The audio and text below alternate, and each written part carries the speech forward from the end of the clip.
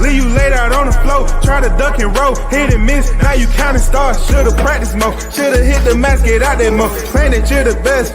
You gotta show me, son. Actions over words, baby boy. Is you real or what? Talking way too much. Welcome back sports. Talking way too much. Welcome back sports. Talking way too much. Welcome back sports.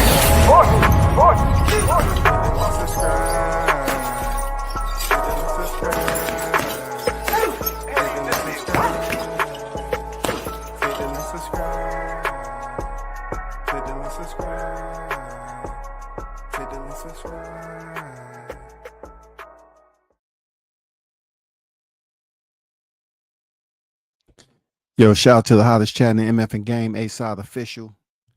No negotiations needed, period. You already know WCS is back with another one. Shout out to AB, man. With a 10-piece. A 10-piece. In a super chat to kick this off. WCS salute to you and the hottest chat in the game, A-Side official. I appreciate you, man. Real talk. Thanks for the support. One love to you, brother. I know you work hard for yours, man. Thanks for the donation, as always. We definitely got some topics that we need to scramble. We need to decipher. You know what I'm saying? We got some topics that we need to get some clarification. We're going to listen to some audio. As always, man, we're going to try to, sort through some things, right? Get some clarity on Jake Paul and what they're trying to do now. It's just crazy. We're going to get to that. We're going to get to that. Just hold one. We about to get through it.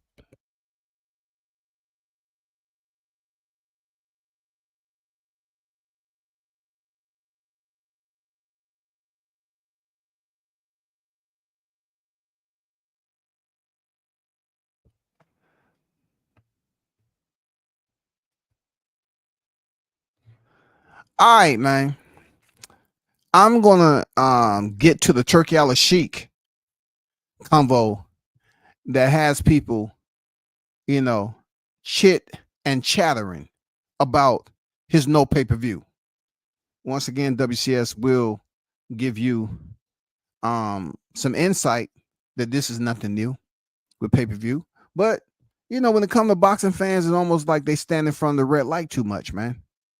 For real. I think it's a little store down the street. They can go get that red light, boom, erase their memory.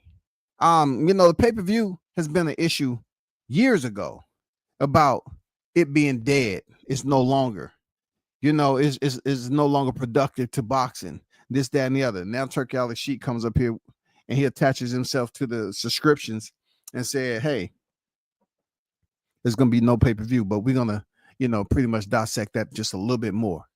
Okay, I'm going to get to that after this. So the Jake Paul situation, I want to talk to you all about Jake Paul. Okay, Jake Paul clearly, without a shadow of any silhouette of doubt, has one of the worst resumes in boxing.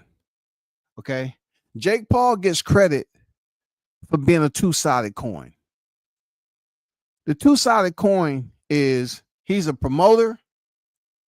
He has his business at MVP, which on the flip side, the grime, dirt, and silt that's his resume is somewhat sanitized, transparent to the naked eye, because this man is doing something that not too many people can do. He's a boxing promoter. He's setting up fights. And also he went to what will warm the hearts of the boxing fans, and that is the women's boxing. He went over there and signed, some quality names on his promotion in women's boxing.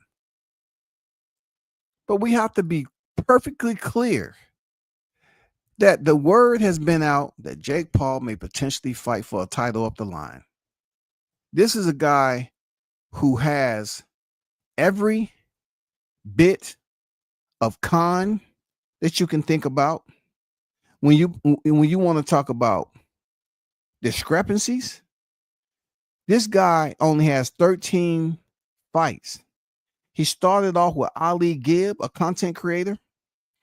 Then he went to a slam dunk champion, Nate Robinson, who stands about a whopping 3.6, inches. And then Ben Askren. Shout out to Ben Askren. I wish you nothing but the best, brother. God bless you. I hope you continue to recover, man. He had a double lung freaking surgery, bro. He's in bad shape right now. But when Jake Paul fought him, he was 0-0 in boxing. And in boxing, anybody can get a license, damn near. Anybody. But he made his debut. Tyron Woodley made his debut against Jake Paul. Both of these fighters was just, retired. Ben Askren and Tyron Woodley went to a split decision. Tyron Woodley came back for a paycheck. I told people, I said, yeah, Tyron's going to be back because people was up here saying, oh, man, they took it to the distance. Bring him back. It's possible that he can beat Jake Paul. No, but Jake Paul came back with different language in the contract. They had to set up a closer. That's what they had to do. They had to set up a closer. 0-1 fighter in boxing. They had to set up the closer just like Ben Askren. Ben Askren, Tyron Woodley got knocked out the exact same way. Look it up for yourself. Then he went on to Anderson Silva, a legend in the MMA arena. But the crazy part about it, people will try to argue down and say Anderson Silva was a boxer.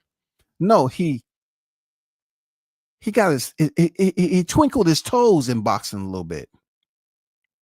But he was primarily known for being a mixed martial artist, a legendary mixed martial artist. At the time Jake Paul fought him, he was old, retired, out of the cage competitively. Then he went in there against Tommy Fury and lost. Tommy Fury come from a lineage of boxing. He didn't beat him. He did not beat him. He lost a split decision.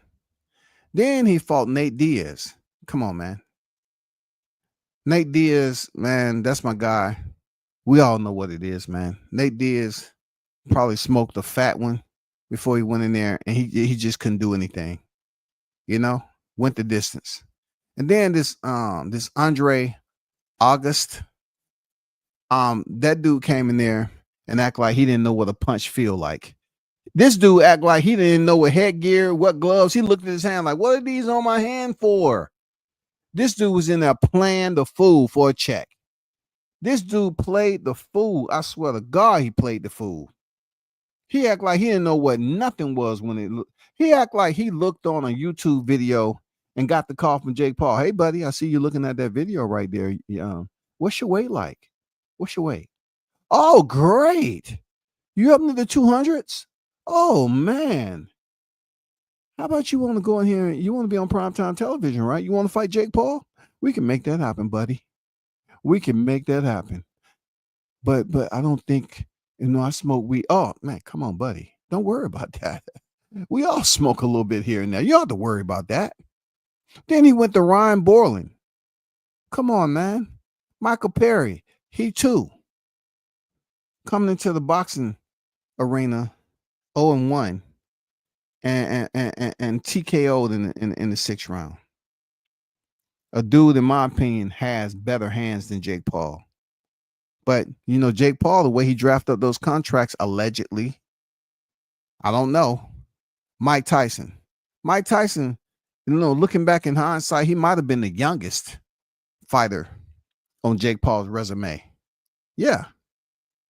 If you're coming out the club, after downing a bottle of Everclear, 99% proof on an empty stomach, you would have felt, yeah, it wasn't that bad. Mike Tyson, his age, man, he's the youngest guy on the freaking resume. He brings Mike Tyson in there, man. 58 years of age. And they go 8 rounds modified, 2 minutes per round. Now, this is a fighter that you want wearing a strap. Then the one and only Julio Cesar Chavez Jr., the enforcer. Send him to the basement to goddamn break some ribs, crack sternums. He went in there and just got, well, we already know what he got. He was a punching bag. He was defeated, and the rest is history. This man, Jake Paul, is clearly He has one of the most distorted resumes in boxing, but people give him passes that he don't need, all because he is a promoter. And he is a promoter that is doing for the women's boxing.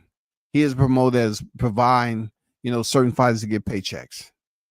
I mean, very, very genius way of getting people on your side. Shout out to him, bro.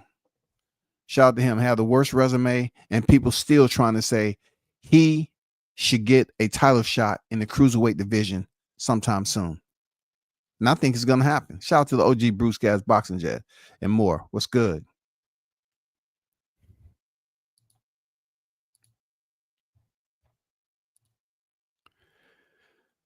But we'll see what happened to,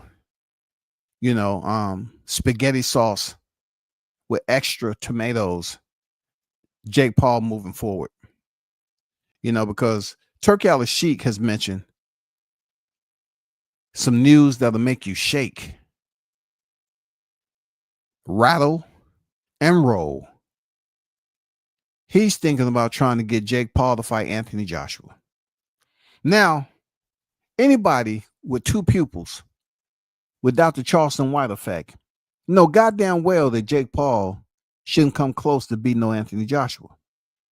But for Turkey Al-Sheikh, he said Turkey Al-Sheikh is interested in matching Anthony Joshua against Jake Paul in a fight that will measure their talent level. He sees it potentially as a way to rid himself of the headache of Jake Paul. If the popular former two-time heavyweight champion Joshua reduces him to dust, dust, with a brutal knockout. You know what I'm saying? That's what Turkey Al-Sheikh is plotting and scheming. I've been trying to tell y'all, man. Turkey is playing by a different set of rules. Rules that you can't submit no grievance letter on. You can sit up here and complain about all you want. Turkey is going to come up with another rule just to let you know, yes, I heard you. Let me tell you something. No, let me tell you something. What I say goes. I know. No. Let me tell you something. You might get away with that over there, but not here. No. I make the rules. It's my rule and my rules only. It goes on to say, me and Jake Paul are thinking about doing him against Anthony Joshua now. If Anthony destroys him, it will be good for me. The headache of Jake Paul is finished, said Turkey Al-Sheikh to the Boxing Voice about his plans on putting together a clash between YouTuber turned boxer Jake Paul and the fading former two-time heavyweight champion Anthony Joshua. Imagine that. I always wanted to put it out there that Deontay Wilder and Anthony Joshua should have fought already, and still to this day they should still fight.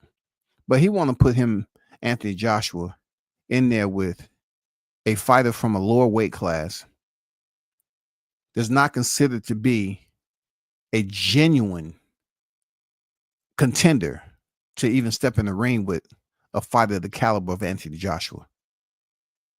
No way. Let me get to the Crawford. Bavel, there is right maybe quick Obotaya. and get to the Crawford situation. Okay. And I'm not going to take too long on this because, when I ever do a Crawford live, it's pretty much independently speaking on him. But there's a lot of individuals that are speaking on Crawford's name, right? And they hear Turkey talking about the contract that he had with Canelo for a certain amount of fights. But yet they're trying their best to say, okay, Turkey wants Canelo to fight Khamzat Shiraz. So if he's speaking about it preemptively, then he's pretty much trying to prognosticate that Canelo's going to defeat Crawford. Then you have the fans out here that's continuing to look at it and say, well, the closer we get, we don't care about all that strength shit. It ain't gonna matter, this, that, and the other. Well, Crawford is putting out videos of the weight that he's wearing right now. And he's definitely in the 160s. He definitely look in great shape. But to see the tickets going on sale and people now committing themselves to purchase a night of history. You know what I'm saying? Las Vegas, Allegiant Stadium. This is going to be a night, historic night of history. This fight is going to go down in the boxing annals like you wouldn't believe. It would like you wouldn't believe. But the way the boxing fans are looking at it, it's like, I'm going to continue to just stick to my guns and say that Crawford 2-weight class is too much, right? And until it's proven me wrong. Okay. I'm just going to continue to be gullible and say things that I don't believe all the way up to the fight. And then I have to see it play out myself. So I hope and pray that it somewhat blends into the way I'm feeling. That's pretty much how people are looking at Crawford. They refuse to give him credit for being in the biggest fight this era. This is going to be incredible. It's going to be on Netflix too. This is going to be incredible. Like I said, it's just going to be incredible. Let's move on to the next, man. I want to get to some of this audio and let you take a listen. I want you to listen to this audio with Turki Al-Sheikh, the man of the hour, Tomahawk Power. Turki is talking that talk, and he said, hey, no more pay-per-view. To be stopped. When we accept Shiraz and Berlanga, and this is the people what they like. We are, and that night, we are trending #1 in the world. And in the same time, there is big cards in UFC and big cards in WWE. And we are #1 in that night. And the people like it. Okay? This is what we want to do.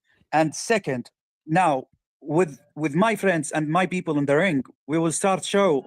We'll name it The Underdog in Vegas. It will be one each month. It's all the card about the talent and discovering fighters. Talent and discovering fighters. Just when I'm up here, you know what I'm saying, showering Turki Al-Sheikh with the most brown, gook, grimy, you know what I'm saying, slimy criticism. Turki said they're going to be putting on cards in Vegas to discover talent. That's like Floyd Mayweather used to do. He used to have his fight cards on Fight Week on Thursday, you know? And, you know, Turki is saying they're trying to discover talent. So you got the WBC Grand Prix that's attached to it. And also you're going to hear him something that's here in this live, something that Turki has made public and he's adamant about. He's going to talk about, you know, the no tune-up. He don't want to see no fighters doing tune-ups. Let's get to it. And when they success, they can go to the league with TKO or go in Riyadh season cards. We want all the fighters around the world have a chance to be stopped. And when we do the sparring in New York, we got 2,000 people. We got around 200 fighters. Yeah, this is the Boxing Voice. This is the Boxing Voice audio. They was able to get Turki Al-Sheikh on their panel, Nestor Gibbs. This is the Boxing Voice audio. Some of them came from Japan and Scotland, and we announced it before it 1 week. I announced they will be in the undercard of Canelo Crawford. And imagine what, 2 of them now in the undercard of the biggest card in the last 10 years. This is, I don't calculate it. I don't calculate it 1 + 1 2. We calculate it different. Okay. One question, Turki. You have the different. I don't promoter, but my brother. This is what we are doing for. Pay attention to this. I am not promoter, but my brother. I don't calculate it. I don't calculate it 1 + 1 2. We calculate it different. He say, hey, they on some different type of understanding here. Yeah, the way they go about problem solving is quite different. And the numbers ain't what they seem. He say 1 + 1 isn't 2 for them. Okay. One question, Turki. You have the Mexican Monster coming in November, and that is the Mexican Monster. And you have possibly the top Mexican boxer of all time in Saul Canelo Alvarez. Can Canelo get to 300 million so we can run a squabble with David? We need David Benavidez versus Saul Canelo Alvarez. You have both of them. Is that in the making? I want to tell you something. Yes. First of all, we are now planning for both of them strong plan. For Canelo, there is in the table Shiraz, there is Mobeli the French, there is a lot of fighters, okay? And for Benavides, there is Artur, there is Bevel, there is maybe Obutaya. What I can say to you, I will try hard to extend the contract with Canelo for 3-4 fights more. And I will try hard to have chance to convince him sometimes in 20, maybe 7 to fight Benavides. And now in his plan, in 26, there is 3-4 options, and we agree to it. Maybe in the future I can convince him. I want to see this fight. Similar to you, I want to see it. So pretty much what he's saying, straight down the middle, that's not happening anytime soon. He's talking about 2027. He's saying he's looking at Opathaya, Beterbiev, Bivol, shit like that for the Mexican monster, David Benavidez. And on the other side, he's talking about Hamza Shiraz and Billy and so forth.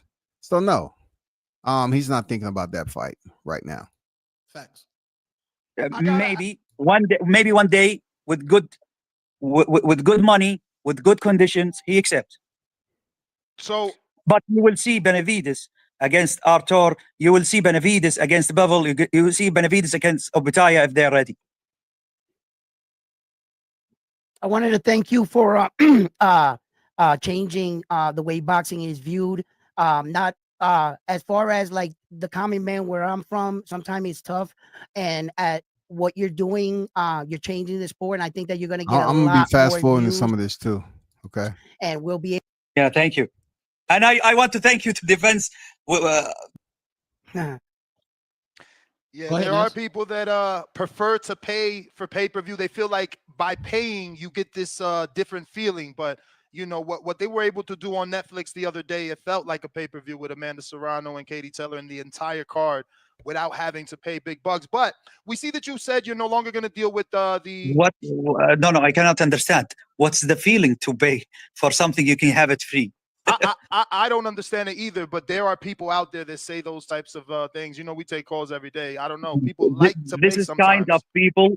This is kind of people. If you bring in the right hand the moon and the left hand the sun, they will not like it. For that, I am not here to even a lot of even a religion, even Jesus.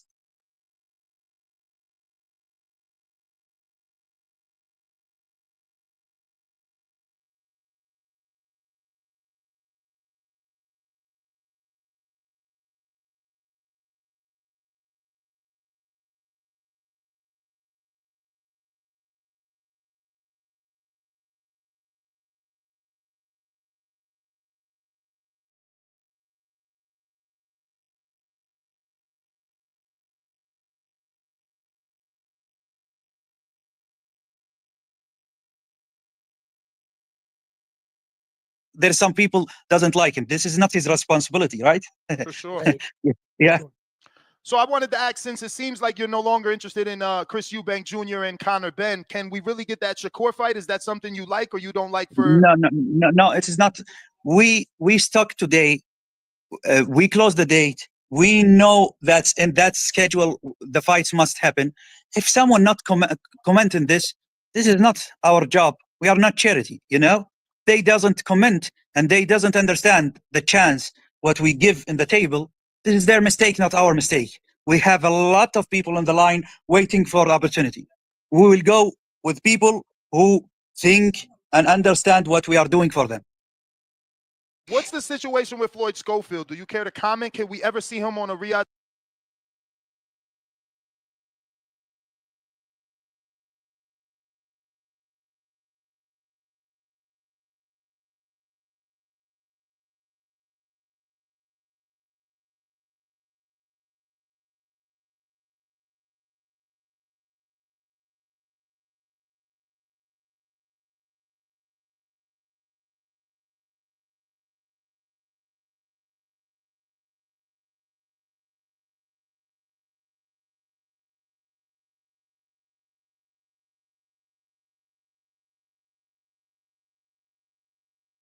season card or a Ring TV card? Okay, put yourself in my place, in my shoes. Okay, put yourself in my shoes. Okay, guy before 36 hours from fight with Shakur with good money. Good money. When I say good money, he quit, and suddenly his father saying a lot of things not truth about us and about my country, and after that he go and take normal fight with 10% of what we offer for him. You think this guy deserves to give him another chance? I mean, he made it seem like he was in the hospital. If he complete like this, if I am man, doesn't like boxing, I will say to Shakur, okay, thank you, goodbye. This is 50,000 for the camp and for your train, and thank you, right? I bring another fighter for Shakur in 36 hours, right? Yep. Then if this guy is sick in the hospital, okay, I believe him. Why in his father going to the media and lie about us and about our country and how we handle him? Turkey seems like he is upset. You know, the tone. Yes, different levels, the tones, man. You give, you know, the voice your frustration, and Turkey is not playing. Turkey is not trying to hear it. None of that stuff. He said, hey, we did to accommodate. You know what I'm saying? But you went in there on the media and started talking about crap about them, man. I believe he took it personal, Turkey Al-Sheikh. Yeah, you can tell. And the way he's speaking on it, that he's venting that type of frustration, that he probably felt like he helped them out enough. But yet you go in there and talk about the company. And this is all not truth. And we have it in emails and WhatsApp, and he thanked us and everything. I want to tell you, this is the problem. If you deal with us and deal with me as a promoter, as you dealing with promoters, talking lie, talking bad. Hold up now, Turk. Hold up, y'all. He said as a promoter. Did he slip up? Or do he consider himself to be a promoter? Let's go back one time. Sports, as you dealing with promoters, deal with us and deal with me as a promoter. As you dealing with us and dealing with me as a promoter. If you deal with us and deal with me as a promoter, as you dealing with promoters, talking lie. And then he changed it up and says you dealing with promoters. Talking bad words. This is different situation. We are different. You understand me? Definitely. We respect you, you respect us. Right. We are not doing it. Oh, I will not lose money if I don't have him in my card. Right. Maybe some promoters handle like him with different situation. Oh, just do it because they want benefit from him. No, I don't care. Hey, he talking a whole different tone, man. His temperament, everything. I don't care. 1 + 1 don't equal 2 over here. Period. Say what you like. You can't do anything about it. I want to give a big shout out to Swat Jones, man, in the building with the 10-piece, man. Truly appreciate your support. One love to your brother. One of the long-standing hitters in the hottest chat in the game, man. I appreciate you. You said I had to hit up that tree of life to inspire the others. Blessings, Cap. No doubt, man. You know what I'm saying? The tree of life, man. Thanks. Yeah, the tree of life, man. Support is everything, man. Support is everything. Yes, sir. Thanks for donating to the tree of life of WCS, man.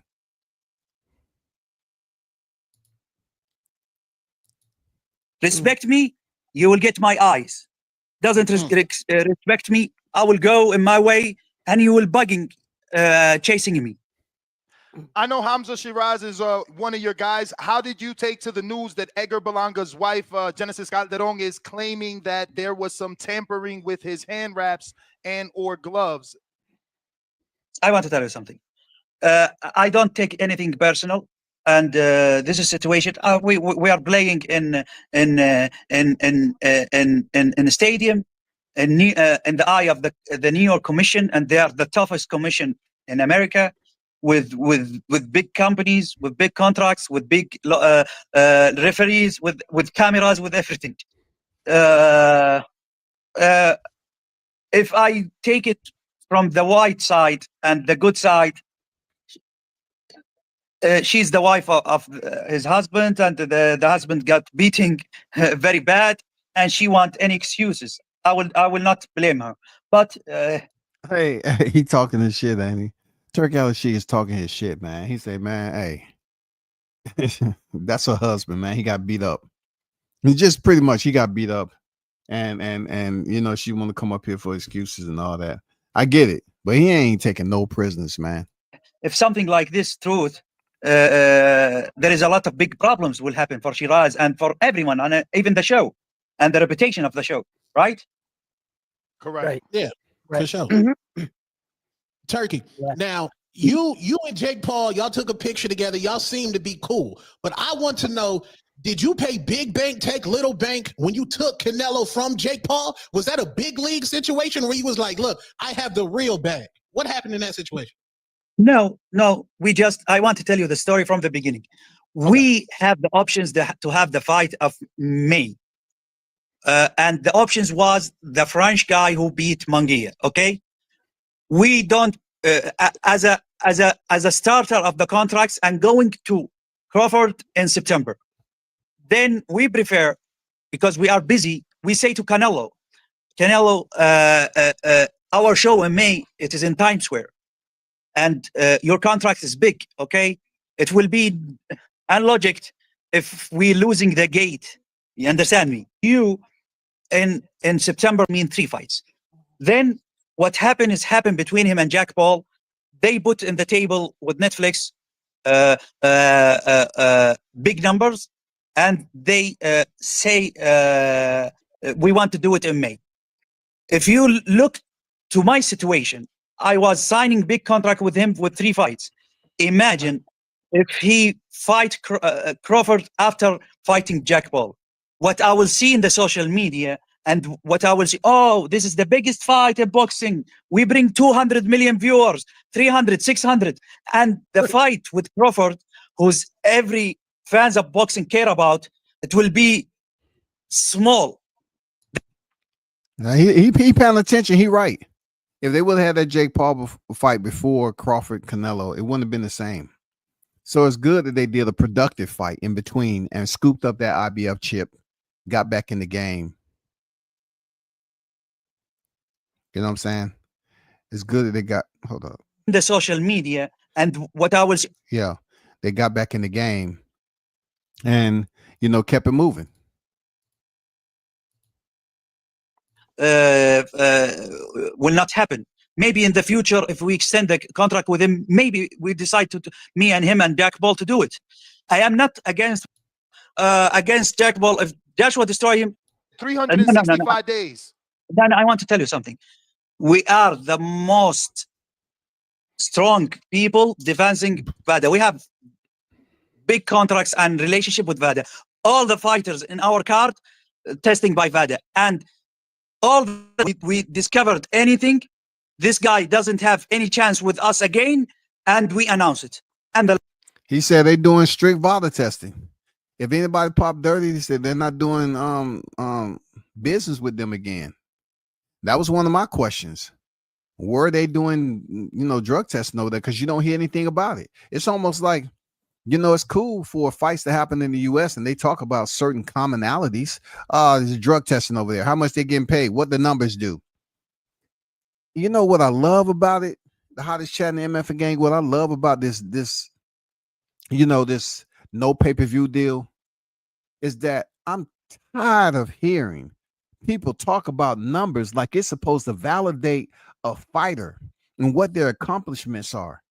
They want to get on here. Oh, so-and-so only did this. Guess what? When this shit go down in November and we're on Netflix and the Zone, I don't want to hear nothing else about no pay-per-view numbers. Thank God. And you know, this is not something that's permanent.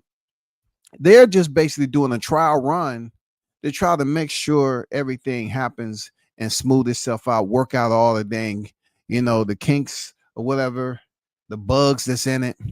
And hopefully everything works out straight. Of course, they have to make some applicable adjustments to the subscription. I believe the subscription is going to increase just a little bit. Yeah, if you pay by month, I think you're going to be the one that's really being, you know, in in the middle of the pendulum swing. That subscription is definitely going to be bouncing off your left and right hemisphere. The last things like Munguia, we announce it right away. Imagine Munguia's training and with the trainer and in the camp of Canelo, and we have big contracts with Canelo, but we are straight in this. We don't go left or right. We are against any kind of drugs, especially what they take for Garcia Luz. Tomalivo, I will not explain. You understand what happened for Tomalivo. And after that, we see the options is normal, okay? Especially in the end of his performance in Japan, and he had the belt. We reached them both in the same time, but all the times I said, and I am straight up, he will not go inside the ring if he doesn't approve with us and taking the test from VADA. And this is what I guarantee for you. And just to wrap that situation up, because there is a controversy about who you approached first.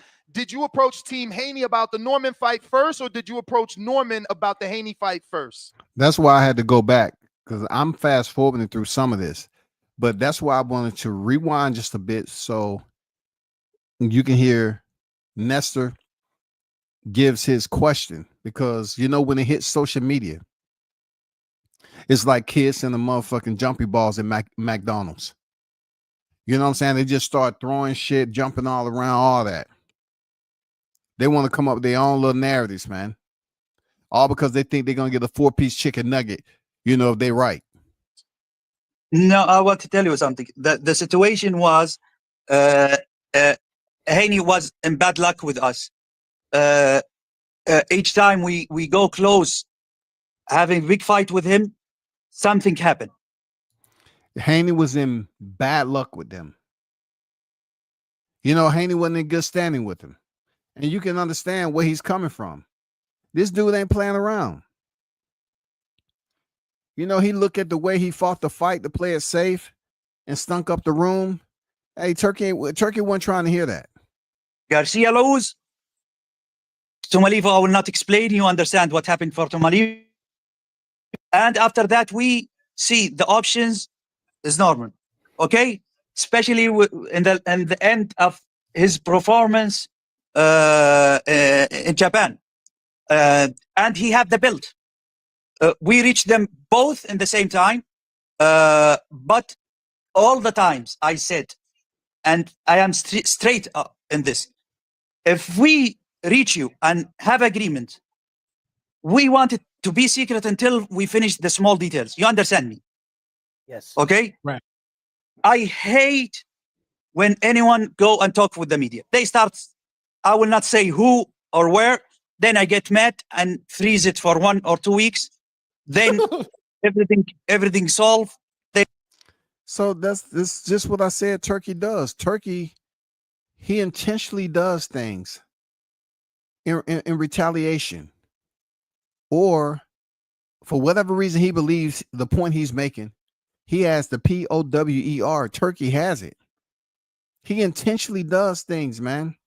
Like he intentionally extracted the Crawford Canelo fight. This is his way of thinking. It's not methodical. It's vindictive. I don't find it as anything other. It's vindictive. He's telling you right there. He say, you know, he'll do certain things. Man, this guy is going to show. He's showing. He's showing y'all who got the goddamn juice. He's showing it.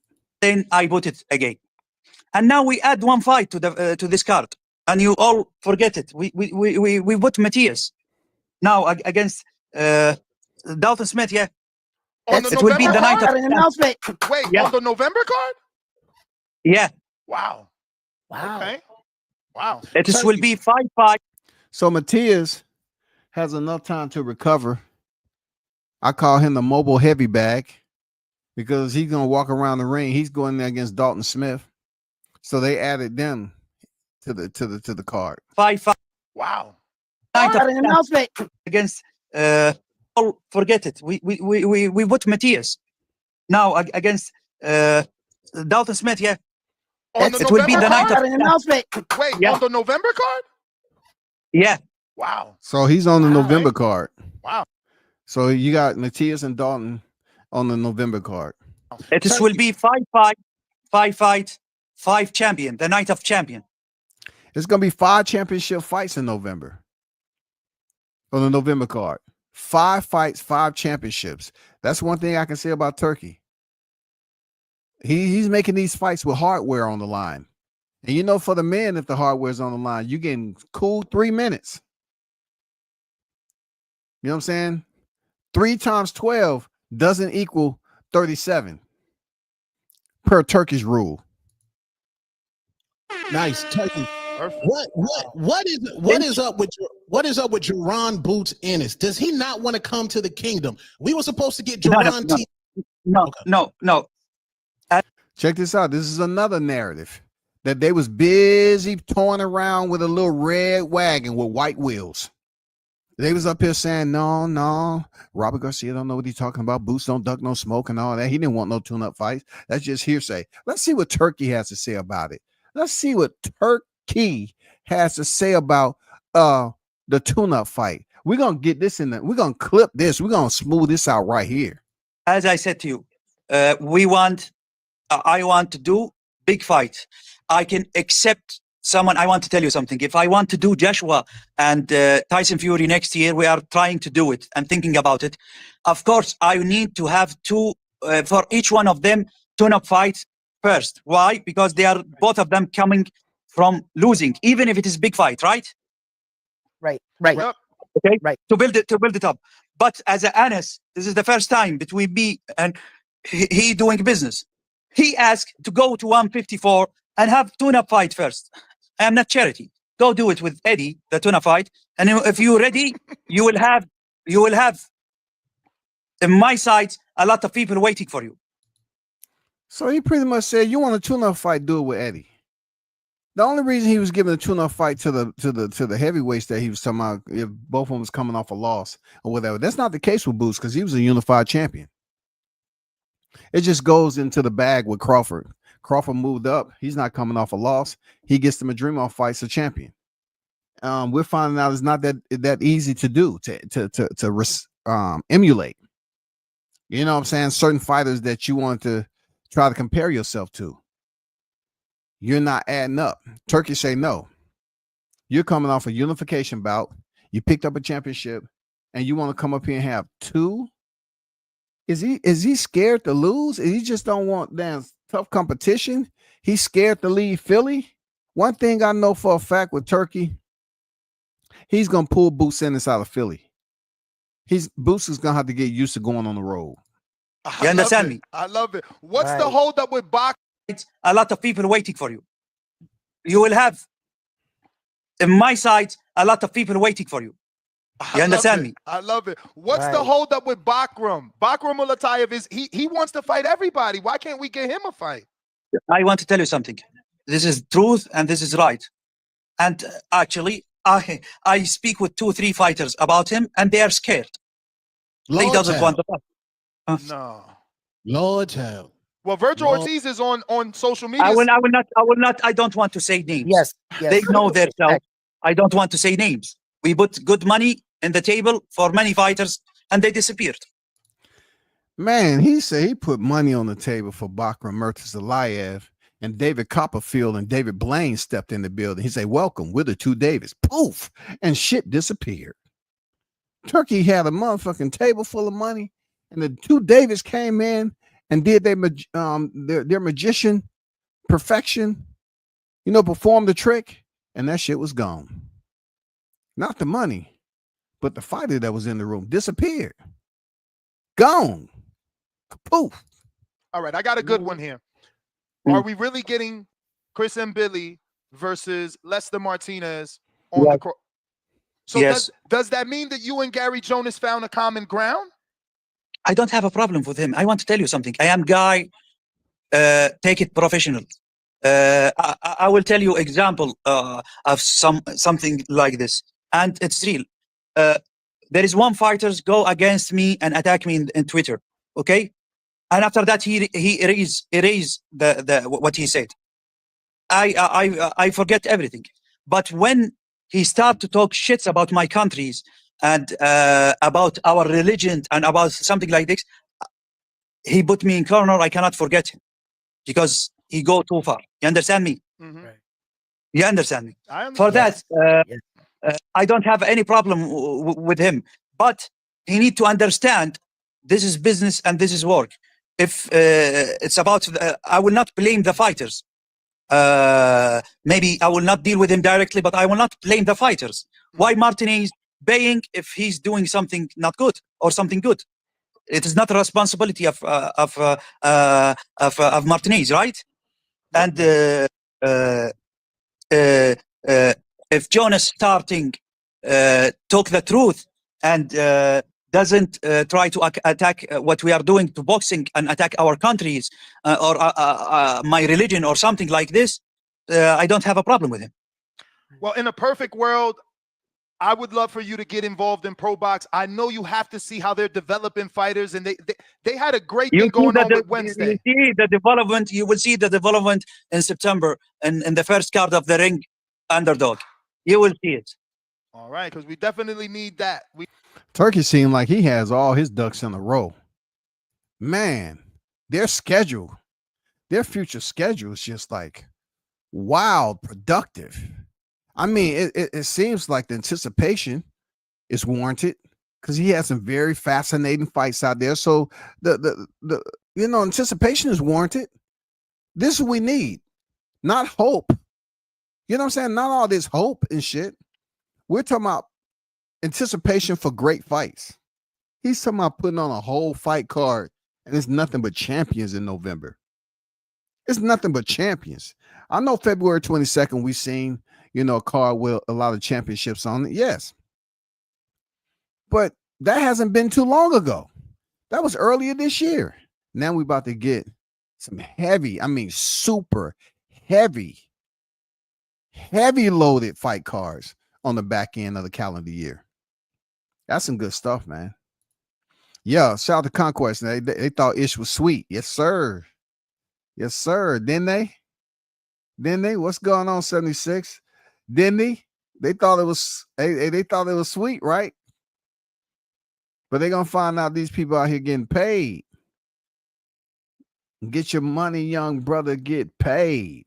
Get paid. They're gonna see all this other traffic around them, people living different, buying certain things, and you still gotta go up here and get online and tell me, I don't care about what Turkey does.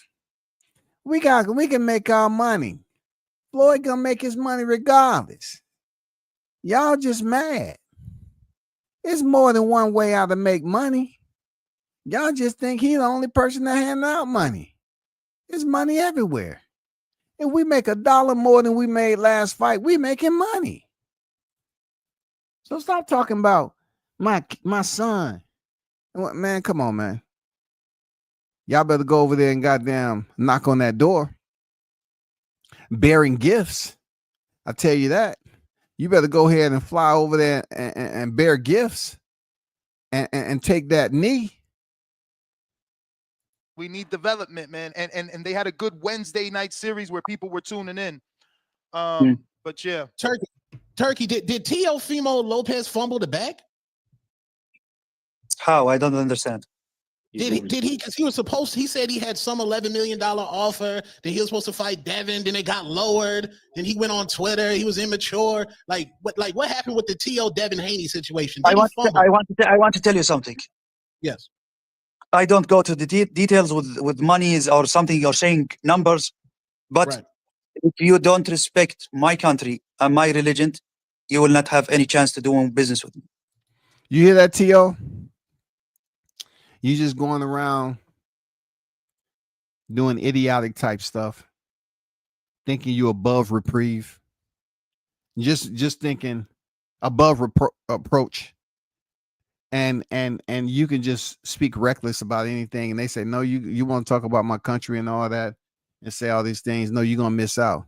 And to be honest, Teofimo Lopez really needs this type of paycheck. I don't know why they're not seeing it for what it is. Like this dude literally is keeping you outside of that cubicle of criticism of not getting paid. Boxing has been in cubicles for so long when it comes to the paychecks. You know, fighters complain about not getting paid, not getting paid, not getting paid. Now Turkey is getting you paid. No one's complaining. The complaints is pretty much talking about whatever he was talking about, having some collateral outside the, I don't know what he was complaining about. But he did say that he was one of those fighters that haven't made $1 million. Okay. Okay, so to follow up, does that mean that Keith Conley posted, you know, Hitchens and Richardson Hitchens versus Teofimo? Is that a fight that you're not going to be involved in?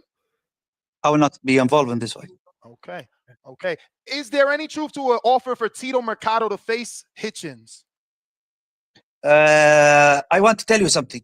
Now, there is a lot of line of fights we want to do. Okay. And we need to find the times and the right things to how to do it. Now I am stuck. Maybe we are thinking to open a slot in January to do some cards there, because now we have the August fight, the A Gaming. Then we have the September Canelo Crawford. We have in November the Night of Champion. We have in December Enoa and Picasso, and we have in February the second fight of Canelo. For that, maybe we will open slot in the. So Canelo is fighting at the first semester of 2026, regardless of what the results are. September. Canelo already has a fight lined up. Now let's pay attention, right? Let's briefly run down this page, right? Canelo has a fight lined up. So is it truly going to matter who he's fighting in January if he, you know, when he loses to Crawford? No, I don't think so. You know why it's not going to matter? Because it's Canelo. He's locked in.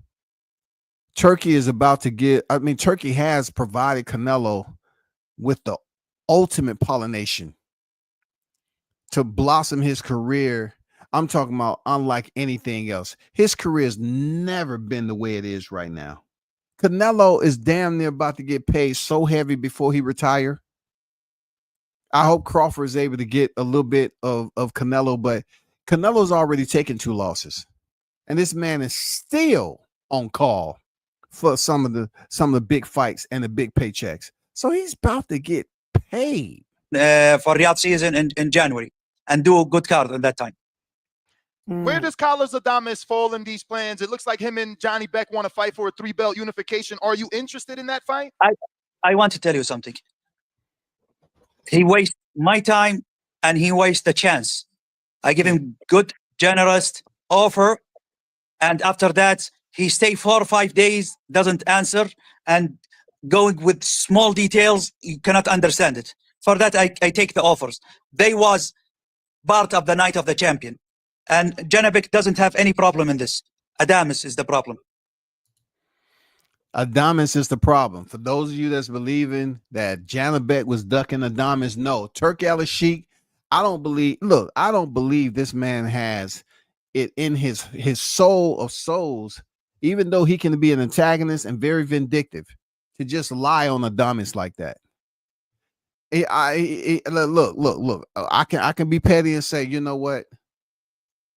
You know, Adames, you know, put some hands on Hamzat Shiraz, the ambassador Riyadh season, and maybe he felt some type of way. No, I don't think that's the case because they got a draw. Adames didn't hand him his first loss, and then it was able to set Shiraz up to go in there and pummel and stop Edgar Berlanga. So if he's saying that Adames was the one that was playing hardball, let's listen in to see how he zips this up with Adames being difficult for Janabek. Now, don't you deal with Louis DeCubas directly though? And he give also a difficult time for Louis DeCubas. Louis is our partner now. This is his mistake. If he doesn't fix it, we will miss him in Riyadh season. What did you think of Iman Katayev and the David Morrell fight? Do you feel that deserves a rematch? not a rematch. Kataev will have chance with us in the future, and Moral also. Moral maybe we will see him again in December. I like him and I like his style. Do you think he's going to stay at 75, or you think he should go back down to 68? I think he will stay in the 75. There is a lot of fighters in 75. We can see him against. So I like how Turkey's just answering these questions. Like, this is the dialogue that us as fight fans would love to have with someone who's credible, someone who we can say that we're not placing their integrity in question every time that they're in front. It's a lot of liars, you know what I'm saying, and fibbers that when they get on here and talk, they just be telling you, information that's distracting. It just tell you distracting information to send you on a goose chase, man, to send you in a winding indirect manner, around and around and around, instead of just telling you straight. I believe Turkey is keeping it straight up and down in the information and how he's responding. I'm going to be honest with you. I really love that news that broke a few months ago, maybe a year ago, when you offered David Benavidez the Crawford fight. I really wanted that fight.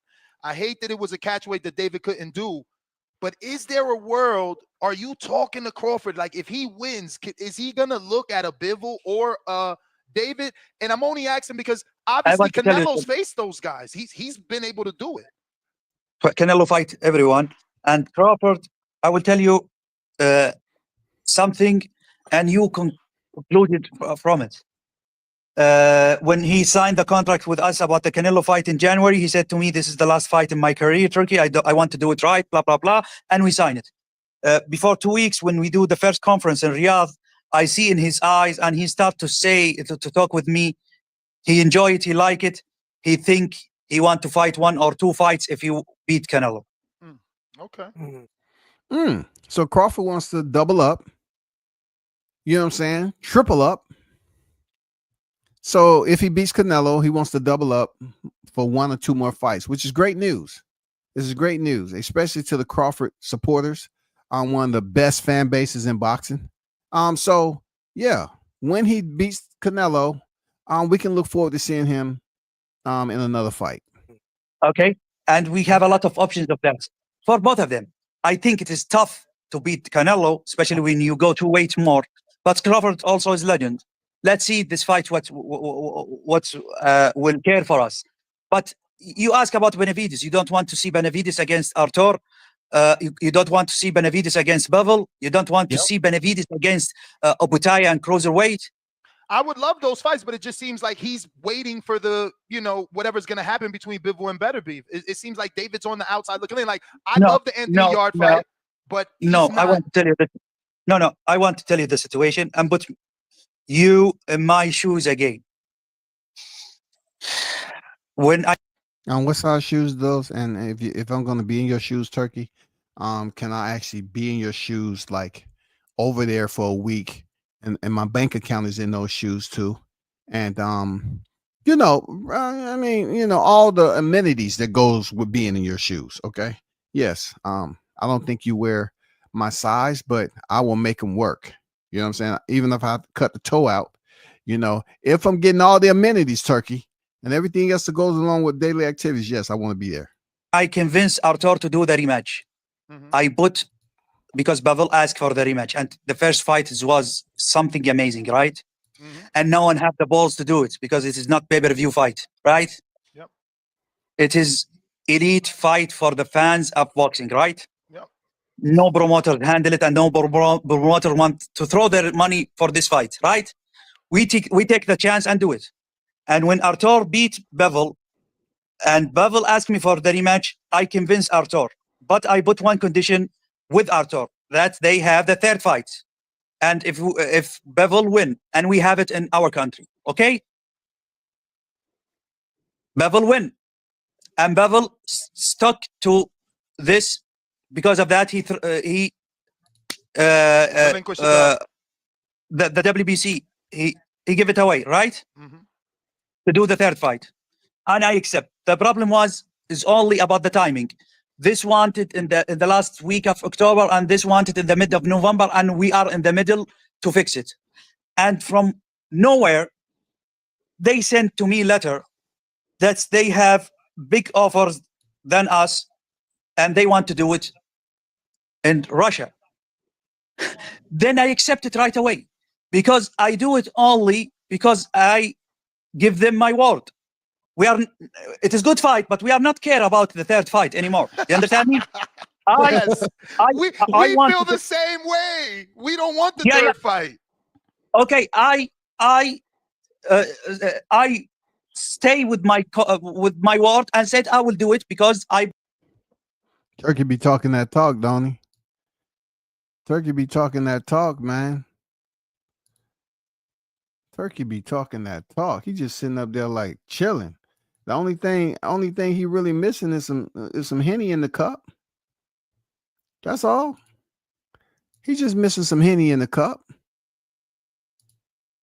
You know, I said, man, let me switch out this damn nail right quick. You know, to kind of blend in with the freaking audio. Promise for both of them. Mm-hmm. When they deliver for me the letters, I accept it right away. Okay, mm-hmm. I almost dance. I accept it because you have more money than what you offer. Go do it. Then they are now 6 weeks after that, and nothing happened, and they doesn't sign contracts.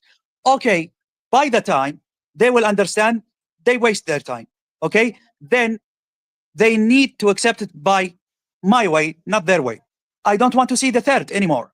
I will do, if they accept, I will do the winner of Benavides and Yard. If Benavides win, I want to see Benavides to fight in the first quarter with one of them.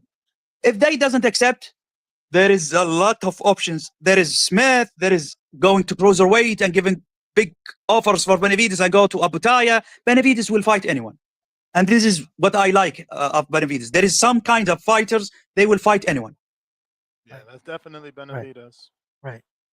So what do you have planned for Shakur? He had a great performance. The world is talking about him. They're comparing him to Mayweather. I know you have to be happy. What do you want to see from him next? Who do you want to see him with? Because what? Because of what? Because we push him hard in the last 3 months. Talking about the Tom and Jerry things, right? We push him hard, right? And in the end, what happened? So the Tom and Jerry was directed at Shakur Stevenson and Devin Haney, my understanding. Turkey said we push him hard. This is the subliminal attacks or the antagonizing that I say he does. I guess you writing the checks. I think in between that, you can poke fun.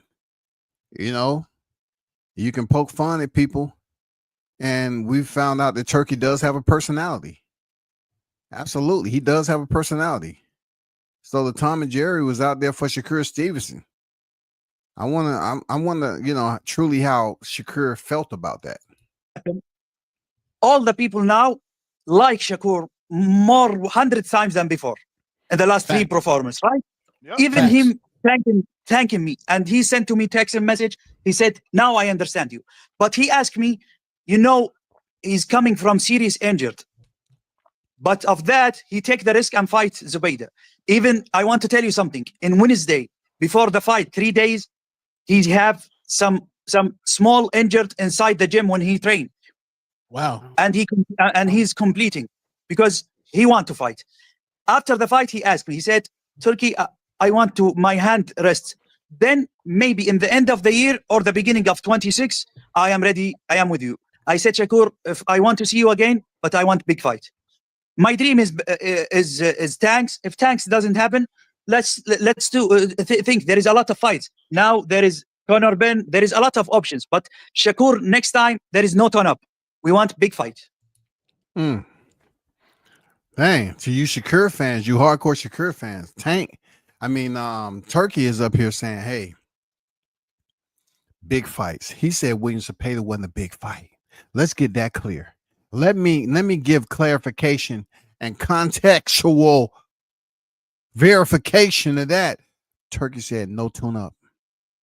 He didn't consider William Zepeda to be a big fight. No, he ain't say that, man. Y'all up here boosting up Zepeda. Somebody he in front of Tank and all that. Man, Turkey considered that to be a tune-up. with that tune-up, Turkey, you also said they like him 100 times better than what they did before. So logically, you have to equate that it was beneficial. That fight was beneficial to Shakur's, branding, his notoriety, popularity, all that. If you saying they like him 100 times. And that's with the antagonizing that you did with the Tom and Jerry. So you have to take a look at that. Talking about no tune-up. You can't really call it a tune-up if they like him 100 times better than what they did his last 3 fights. So Turkey. Go ahead, Tom. So Turkey, so the Tom and Jerry situation, who was that for? Was it for Devin, William Skull, or Shakur, or it was just something that you threw out there? What was the Tom and Jerry? I have to give Tone that. I don't really agree with all the questions that he asked, but that right there, though multiple parts, when it come all together, that was a legitimate, valid question. Very conducive to having someone like Turkey on here to ask, hey, Tom and Jerry, yeah, we heard you say a little comment about Shakur Stevenson, but did it include Skull and Devin? Did it? It is for who's fighting with this style. I want to tell you something. Shakur played smart. He's fighting in the rope, similar to Mayweather, and he's going around, similar to Tom and Jerry. Sometimes this is the boxing. It is the sweet science, right? It is crazy to be in front the another fighter all the time. I know, I understand it, but it is something boring and something you don't want to see. What the last fight of Canelo we have in Riyadh. This is not boxing. William Skull. Yeah. Because of that, we will miss him in Riyadh season, and wish for him good luck. He said for that and that alone, we will miss you, sir. You're not going to come over here and run around the ring like that and think you're going to revisit Riyadh season and people start to change their expressions and frown the F up. God. William Skull? Yeah, I will miss him. Are you interested? Maybe I would give him offer for another sport, not in boxing. Maybe for 400 yards, something. Turkey got personality, man. He said, maybe I'll invite him back for another sport, maybe 400 meters and stuff like that. He has his trash talk game, man. Turkey in a weird unorthodox way. When you're talking about eccentric. He has some humor now. He has a trash talk game. You know what I'm saying? He's not over the top or anything. He's just up here talking his shit. For marathon, because it's not sport. It's not boxing. Are you interested in Jake Paul Badou Jack at all?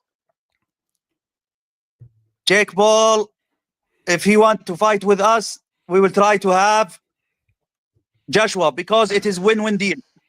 Maybe. So you only wanted to see him packed up. You don't want no other fight unless he's getting packed up. That's crazy. No, I want to see him deserve the chance and have a shot of world title or retire. I like it. I like how he's treating Jake Paul the way Jake should be treated. He say fight Anthony Joshua, and if you dust him off, you prove him wrong and you can continue. But you can't beat Anthony Joshua and he destroys you, because Turkey's going to be in control of the contracts, not Jake Paul. Jake Paul is going to have to step outside that security measure that he has all nice and enforced. He's going to step outside those barriers and go into a contract with Turkey and fight somebody to the name of Anthony Joshua that we all know that'll be a tough fight for Jake Paul, man. And Turkey is trying to get him over and done with. Stop fooling people that you're going to go over here and beat somebody up, and all you do is go in there and move around with them. You go in there with Julio Cesar Chavez Jr., and, man, it's the same thing that we saw pretty much with Gennady Golovkin and Chavez Jr. Now, I know you like real boxing, but I gotta ask: if Pacquiao beats Barrios, are you interested in staging the Mayweather-Pacquiao 2 fight? No, but I am interesting. If Dubois win, maybe we'll do Dubois Klitschko and became the oldest heavyweight fighter ever to have chance in world title. What about that? I like it, but Turkey. They, hey, Nessa shook his head like, I don't know about that. But Turkey has his favorites, his allegiance. Turkey has his allegiance, yo. I mean, he's talking about Dubois win, man. We'll stage a Klitschko fight. Do we really want to see that?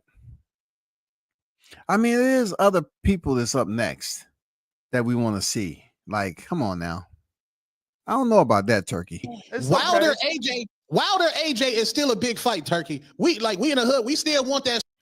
Hey, give it up to Tone, man. You dropping some gems with the questions. Wilder AJ. Let's see what Turkey has to say. Squabble. Wilder AJ. We want that squabble. Did you watch his comeback?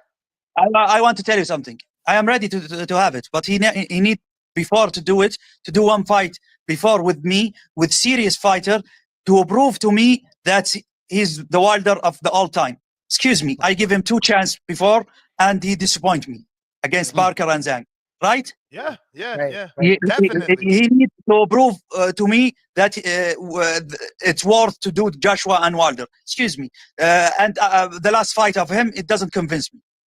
What's up with Caballero? Like, he's did so well for you. Why are we not pushing him a little more into the forefront? Like, he's got 2 great wins. Against 2. What is the options? All the belts is fighting in the 19. What is the options for him? Barker want to wait for the result of Dubois Usyk. He's the mentality, right? Why he take the risk fight? If he accepted, I will do it yesterday, but he will not accept it. I know that you said that Matias is scheduled to fight now in November, but I was wondering about the rematch clause with Alberto Puello and if that's ever going to take place. Yes? The winner in the first quarter of 26. We agreed. Okay. We will not forget anyone. Who we give them our word, we will stick to it and do it. I cannot complete. Thank you for so much. My wife started. Last one, Turkey. Okay, I will get one question, but my wife started calling me. I don't want her to throw me out. Last one. Haney Norman. Can the winner get Pacquiao Barrios winner? Do you want that? I prefer to give them. Okay, it's a big fight, right? But there is also a lot of big fights waiting in 47 and different weight. There is a lot of big options. All right. Well, thank you so much for your time. It was a wonderful surprise. We appreciate you finally stopping by. Thank you. Amazing card in New York City. Amazing. All right, there you have it, ladies and gentlemen. Yeah, that was a great, show. Shout out to the Boxing Voice. I mean, like, shout out to them. Shout out to Nestor, man, and those are good questions. Tone asked some good questions, man. Shout out to them, man. That was a good pull up on Turkey, man. For real, that was a good pull up over there, man. And look, it wasn't. You didn't get the energy that it was bullshit, dog. You just didn't get that from that. Like, they was having a round robin, and Turkey was just answering without trying to inject it with all this fluff and have people trying to figure out tongue twisters and act like it was a riddle. I didn't get that from Turkey. I didn't think he was trying to give us all that indirect stuff and have you do the troubleshooting on your own and all this brainstorming. He just told us what was asked. When have we got that from people? I guess, with him, the reason why I respect it is because he's really the one that has the keys to a lot of these doors that he's opening for these fighters, right? So he could BS us and just leave it for ultimate surprise. But he's telling us ahead of time. He's telling us that, the Tom and Jerry was directed at Shakur. We was pushing his buttons to get him to go ahead and perform it when we was on his mind. Because Shakur probably felt definitely some type of way about Turkey messing with him. But ultimately, he said that, you know, the fans like Shakur 100 times better, right, than they did before. So you really can't say that Shakur took a tune-up when the effect that it had on his popularity increased. You know what I'm saying? You talk about his ascension and his popularity, that was a plus, right? And then he gave you all these like potential fights and how his maneuvering is with planning all these fights. I love it. You know, it sounds good because it didn't come off as BS to me. It came off like he was really talking the talk. The shit he said about Adama is not really, you know, being won the Janabek fight. He was being difficult, you know. And then some of the fights like Jaron Ennis, we're not doing tune-ups. I can see my two heavyweights coming off a loss. Yeah, get a tune-up. But you're coming off a freaking unification bout. You're not moving up here to 54 on the me, and I give you the check, and you want 2 tune-ups. So we need to understand that hold Boots accountable for what we know him to be, and that is a person who's unsure of himself. I don't want to use the, you know, the beak with the 2 feathers that's in a pond eating breadcrumbs. You know, I'll save it for another day. Also with the Norman and Devin Haney fight that's popping off, you know, giving some projection to the Canelo and Crawford situation. Crawford potentially might fight a couple more times when he beat Canelo, and then Canelo being scheduled. You know, just that whole layout, man. Matias fighting Dalton. Man, no hesitation. Giving us the news release. Forget all this breaking news from my sources. I'm so sick and tired of this old, extinct, antiquated, goddamn Ebonic type, rudimentary, fetus type damn language when people get in the habits and get behind the mic and always talking about my sources. Sound like an old ass freaking person that's been living for I don't know how many years and they refuse to let go of the way they used to talk 100 years ago. And my sources told me, word has it, this fight gone. Man, just get it off your chest so we can talk about it. And I felt Turkey did that. I felt that he was just forthcoming, told us, you know, a whole lot of shit that we can talk about when it comes to media.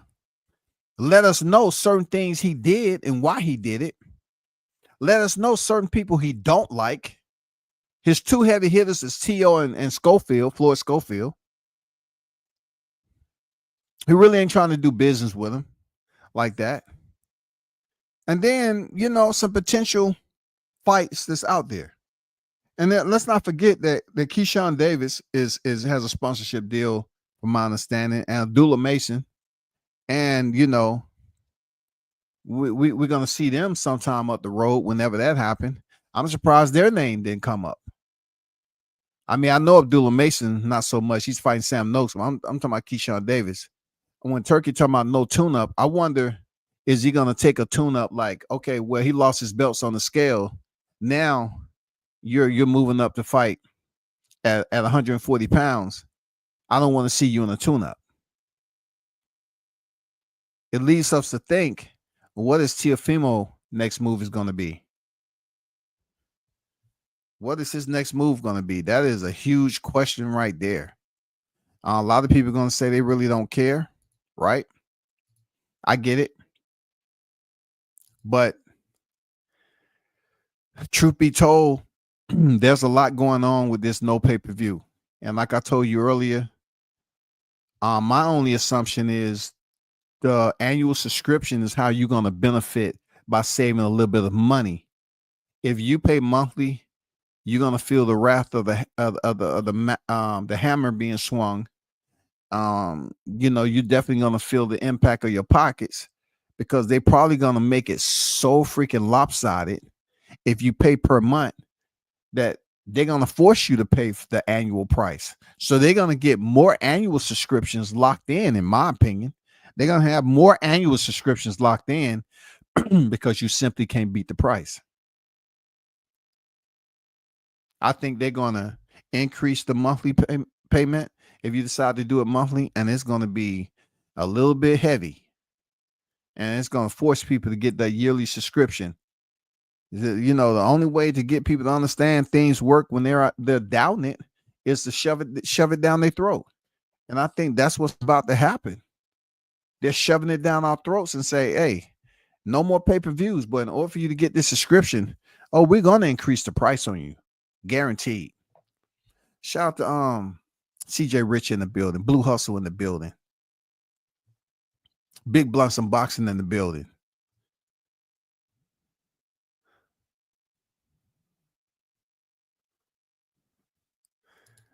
Yeah. Turkey make a lot of you want to be boxers now because you want to go in there and get one bag. You want to get one bag and say, man, I'm good, dog. I'm good. I'm about to go run it up, get fight 4 bums. You know what I'm saying? In the back street behind the dumpster, up under the bridge. Then come back and get me another bag, man. The Schofield gonna learn for real. They better look up the term blackball.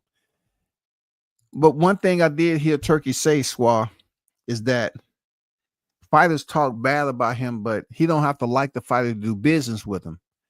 Now, like is very, very pliable, but yet it can be breakable with a lot of fractures in it and stuff when you talk about somebody's country. When I heard Turkey said that he doesn't have to be friends with fighters to do business, I felt that, yeah, he was being genuine. That's flexible. You can bend a little bit with being an unlikable person, but Turkey still do business with you if you have that type of productivity rating.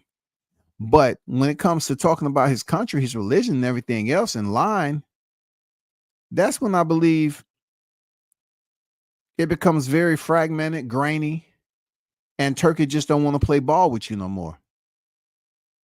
It's say you're trying to chip away at stuff permanently. You're trying to embarrass us. As a country, you're trying to embarrass us. So we really don't have to give you anything. We don't have to do business with you. You can't force us to do nothing. We don't have you on the contract, and we can get plenty of other fighters. And you know, one thing I noticed also that they're trying to build talent. That's crazy. They're trying to build talent over there, yo. Hey man, that's all his fault. They've been around the game long enough. They've been on top. If they want to sit up here and talk about people's country and feel like they're gonna be able to exceed without the type of money they're getting over there, maybe T.O. don't like it that, you know, he's gonna match them up with tough opposition. What up, OG Golden in the building? What's good with you, man? Yo, that means if Shakur stay with Turkey, Kid not gonna get the meal and will not get the fight. Turkey gonna tax them for sure. They literally wrote a check they can't cash. I mean, they bounced that motherfucker, man. They bounced that check. And the bad thing about it is there are certain people out there that want to see Shakur Stevenson fight Schofield if he can't get the tank fight. But it's going to be extremely difficult now that Shakur has mended broken wings and he's able to, you know, fly away during the Cepeda fight to a higher elevation. Now that more fans are willing to say, yeah, we mess with Shakur now. We don't forgot everything else he did. He showed us this, and this. Well, he did. But the only thing now is Turkey saying no freaking tune-ups. He kind of suggested that William Cepeda was a tune-up.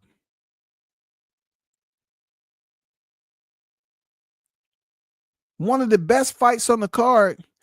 He said, no, Shakur. Turkey is trying to send you in there, not just with one bull, with 5 of them joints, and you have on all red.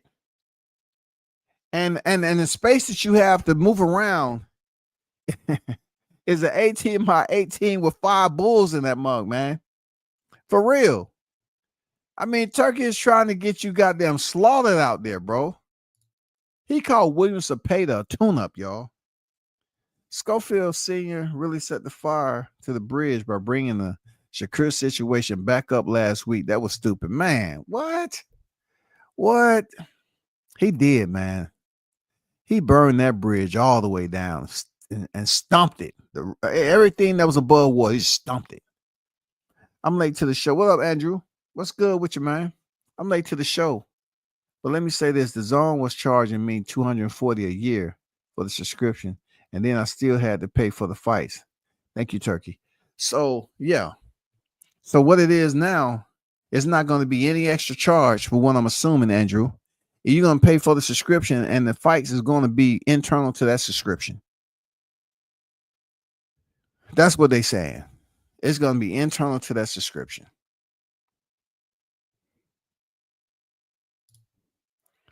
I got right back on Turkey bandwagon with that no pay-per-view business. Oh, yeah, he was talking about language yesterday. Yeah, you know, I was like, let me get here. Give me one ticket, please. Yeah. Yeah, the Turkey bandwagon going, yeah. Give me that one ticket, please. First class, yeah. Uh-huh. And matter of fact, can you pour me some wine? What's the first meal on the menu? Okay, great. We leaving in 15 minutes? All right, great. Yeah, I kind of purchased my ticket too. You know what I'm saying? Let me get back on the Turkey bandwagon, dog. You know what I'm saying, Squaw? Let me get back on the Turkey bandwagon, dog. Hey, man, it's cool to get on a bandwagon that you don't even know what direction is going. Like, he's not a promoter, not a manager or advisor, even though he slipped up and said some shit. I mean, we really don't know what Turkey got going on as far as his position. You know, he's everywhere. He's doing a lot of shit. And not only that, he's in MMA too. So all these people that was up here talking about, oh, Turkey, he losing money.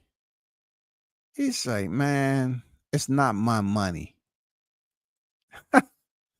This man say, it's not my money. You can't talk money with me. 1 + 1 and 2 with me, man. Canelo then face Benavidez. What is Ness talking about?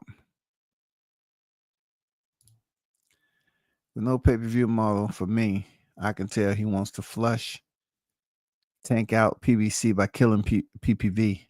I could be reaching, but it makes sense. I know business that do stuff like that. Hey, man, Tank may need to come out of high and show up on on Turkey's freaking platform.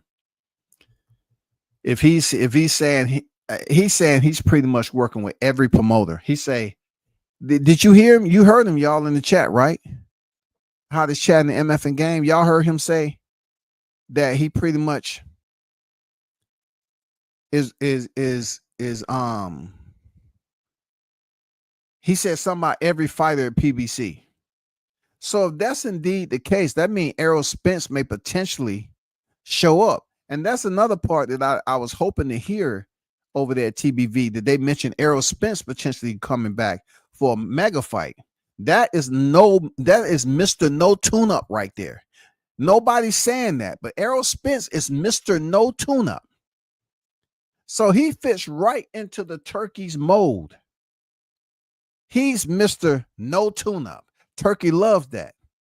I guarantee you Spence has something lined up. Turkey's going to line him up for the goddamn grand finale. They're going to line him up with a big fight. And I'm going to tell you, I think if Pacquiao win, they're going to try to bring back something, man. It's going to be something.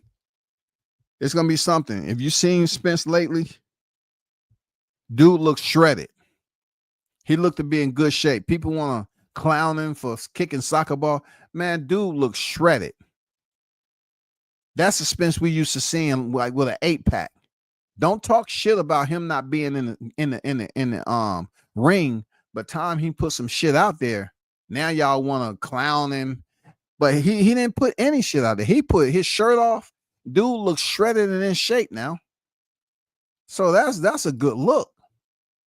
If you're trying to say, okay, let's predict when he's inbound and who's going to be his next fight. If you go on a Riyadh season, that's the one right there, Mr. No Tune-Up. That's Mr. No Tune-Up, man. Yeah, Turkey be like, let me tell you something. 1 + 1, it doesn't even equal 3. No, they say I lose money. It's not my money.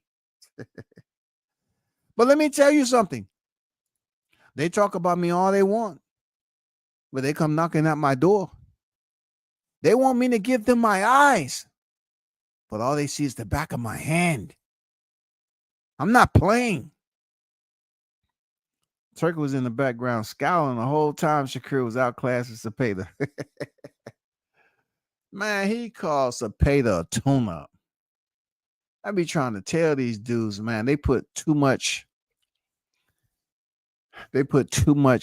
expectations on Cepeda being higher than what he is without being proven.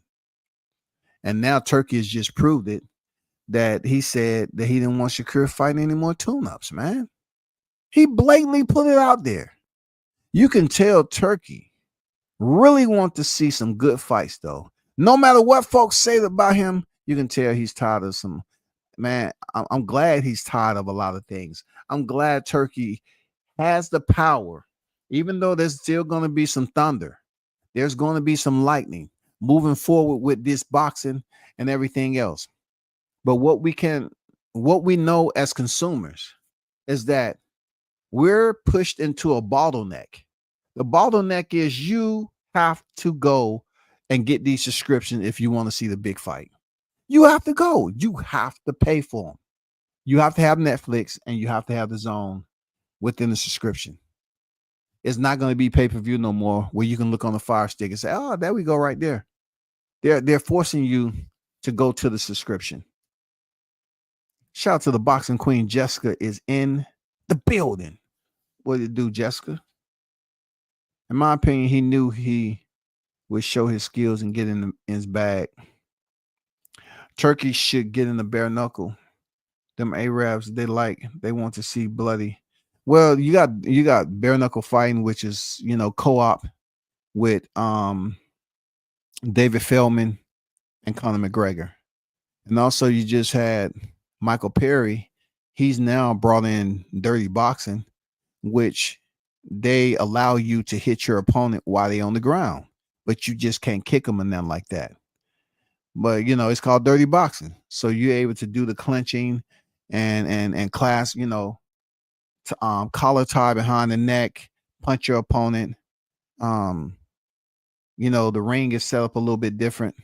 So yeah, they have other ventures going on, but I'm not sure Turkey is, trying to get in the bare knuckle fighting when they're doing pretty well. BKFC is doing very well now. You have Conor McGregor, who's being him. Yeah. What about AJ? He's been losing too, not just Wilder. Yeah, of course. But when it comes to AJ, AJ is with Hearns and he's the golden child, man. AJ can go get blasted by Daniel Dubois, and Turkey doesn't mention anything. He says, "Hey, Wilder disappointed me." Let me tell you something, Turkey. If Wilder disappointed you, AJ should have absolutely had you trying to quit doing what you're doing. Because just when y'all thought Anthony was about to pull up the victory, Daniel Dubois shut it down and he was on all his knees like a new baby in a crib, waking up from a nap. I feel groggy. Mama, I feel groggy. A baby trying to stand up in the crib, intoxicated off Enfamil. Come on, man. You gonna mention my boy Wilder name? I'm just disappointed. You got to be disappointed in AJ too now. Turkey said I'm putting cases on all of you. I was shocked to see him be unfiltered like that. Yeah, man. Turkey did his thing, man. Once again, that was the Boxing Voice. Go check out the whole interview, man. Go check out, Turkey dropping through. I guess Turkey is not gonna just drop on anybody's panel. Yeah, shout out to Ness, man. And that was a drop. That was a drop. That was a drop right there. Turkey pulling up to the crib. That was a drop. And they was asking solid questions too. And Turkey wasn't trying to be a dictator. He wasn't trying to be a superior.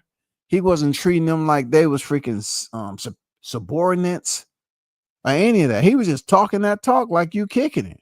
But Turkey is, he got different shit going on over there in Saudi. Extremely wealthy down here talking to people chilling. Turkey said, I don't pay for tune-ups, but you can talk to Eddie. Yeah, man. That dude said you could talk to Eddie, yo. He said, if you want some tune-ups, go talk to Eddie. He said, go talk to Eddie if you want some tune-ups.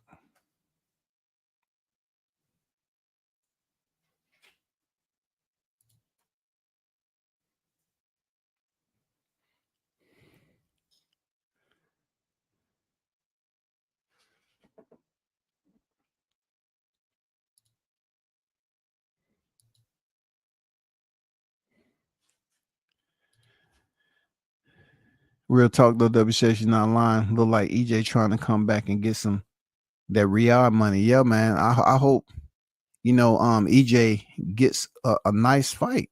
Turkey's like no tune-ups, but I wonder is he gonna have some type of flexibility? If Errol Spence come back, being that he knows what he knows about the fight, his last fight and him coming off a hiatus. I wonder if he allow him to get one in. I wonder if he allow him to get one in, and then put him on a big fight, put him on stage with a big fight. As long as he's able to get that check. I'm telling you, if Pacquiao win, I keep thinking that Errol Spence and Pacquiao that dropped out due to his eye injury, that might be the fight that Turkey tried to make, man. I know he mentioned some other names. He said 47 and 47. Unless it's Brian Norman at 47, fighting Pacquiao. I don't really know what the big names are. Where's Blair the Flair Cobbs, man? The Zone is a good subscription to have, in my opinion. It's a lot of dope fights on there. Be up in the corner, mixed martial arts and interviews. I love it. Yeah, for sure. The Zone definitely popping. You just have to have that little monthly subscription paid to do your thing. That's all. Turkey wants to get some A+ fighters in the ring with Shakur. I'm okay with that. Shakur can get undisputed 135 with Turkey's money. That's if somehow, some way Tank decides to play ball. My thing is, as long as Tank has been in 35, he's not going anywhere with the championship status he's already established. He's already been champion. Unless he wants to vacate that WBA title and allow them to unify around him again like he did when it was Lomachenko and Teofimo Lopez, then so be it. I mean, it comes to a point where, what are you going to do with the title? Are you going to fight one of the other champions? Like, look, Tank ain't trying to pay them sanctioning fees, man. I don't blame him. He's not trying to pay those sanctioning fees, man.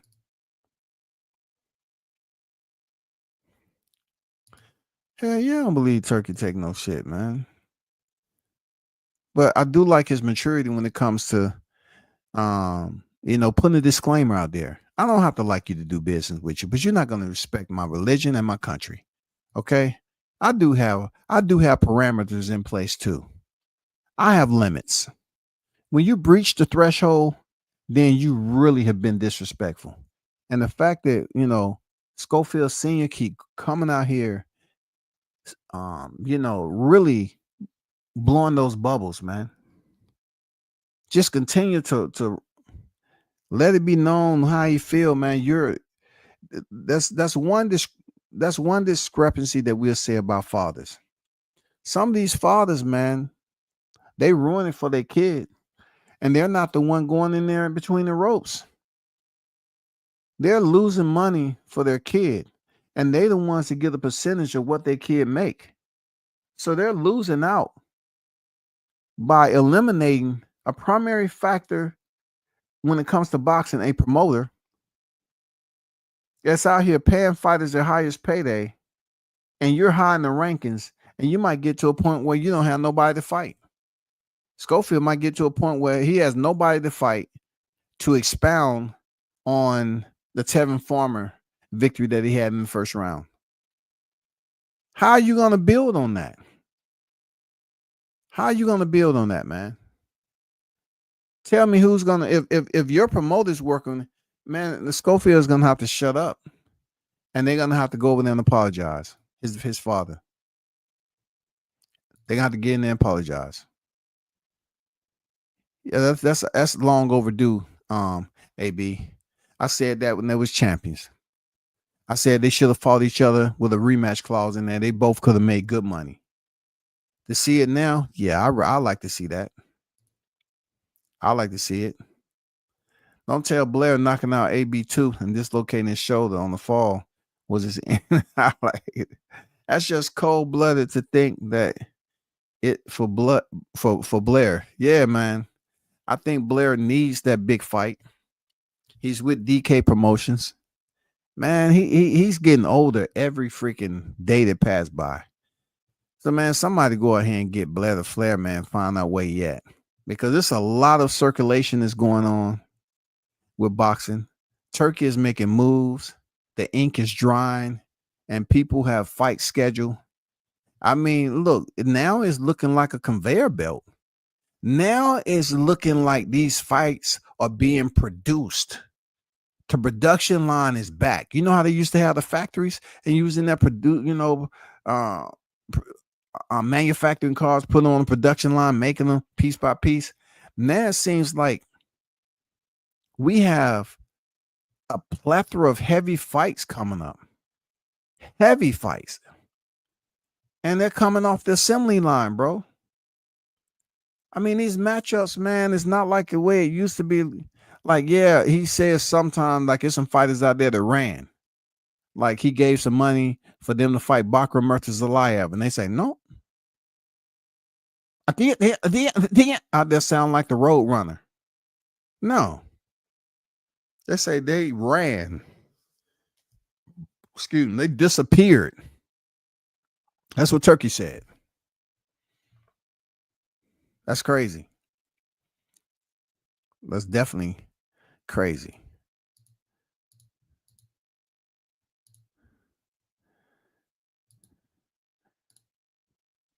But those of you that has a little time, like I said, I'm gonna drop the link. I'll drop the link in the chat. I want to get y'all take on it for a little bit, and then I'm gonna bounce. You know what I'm saying? But I'm trying to outdo my quota, you know, for this year, because it's a heavy year, heavy precipitation when it comes to boxing. Heavy precipitation. Hold up for a second.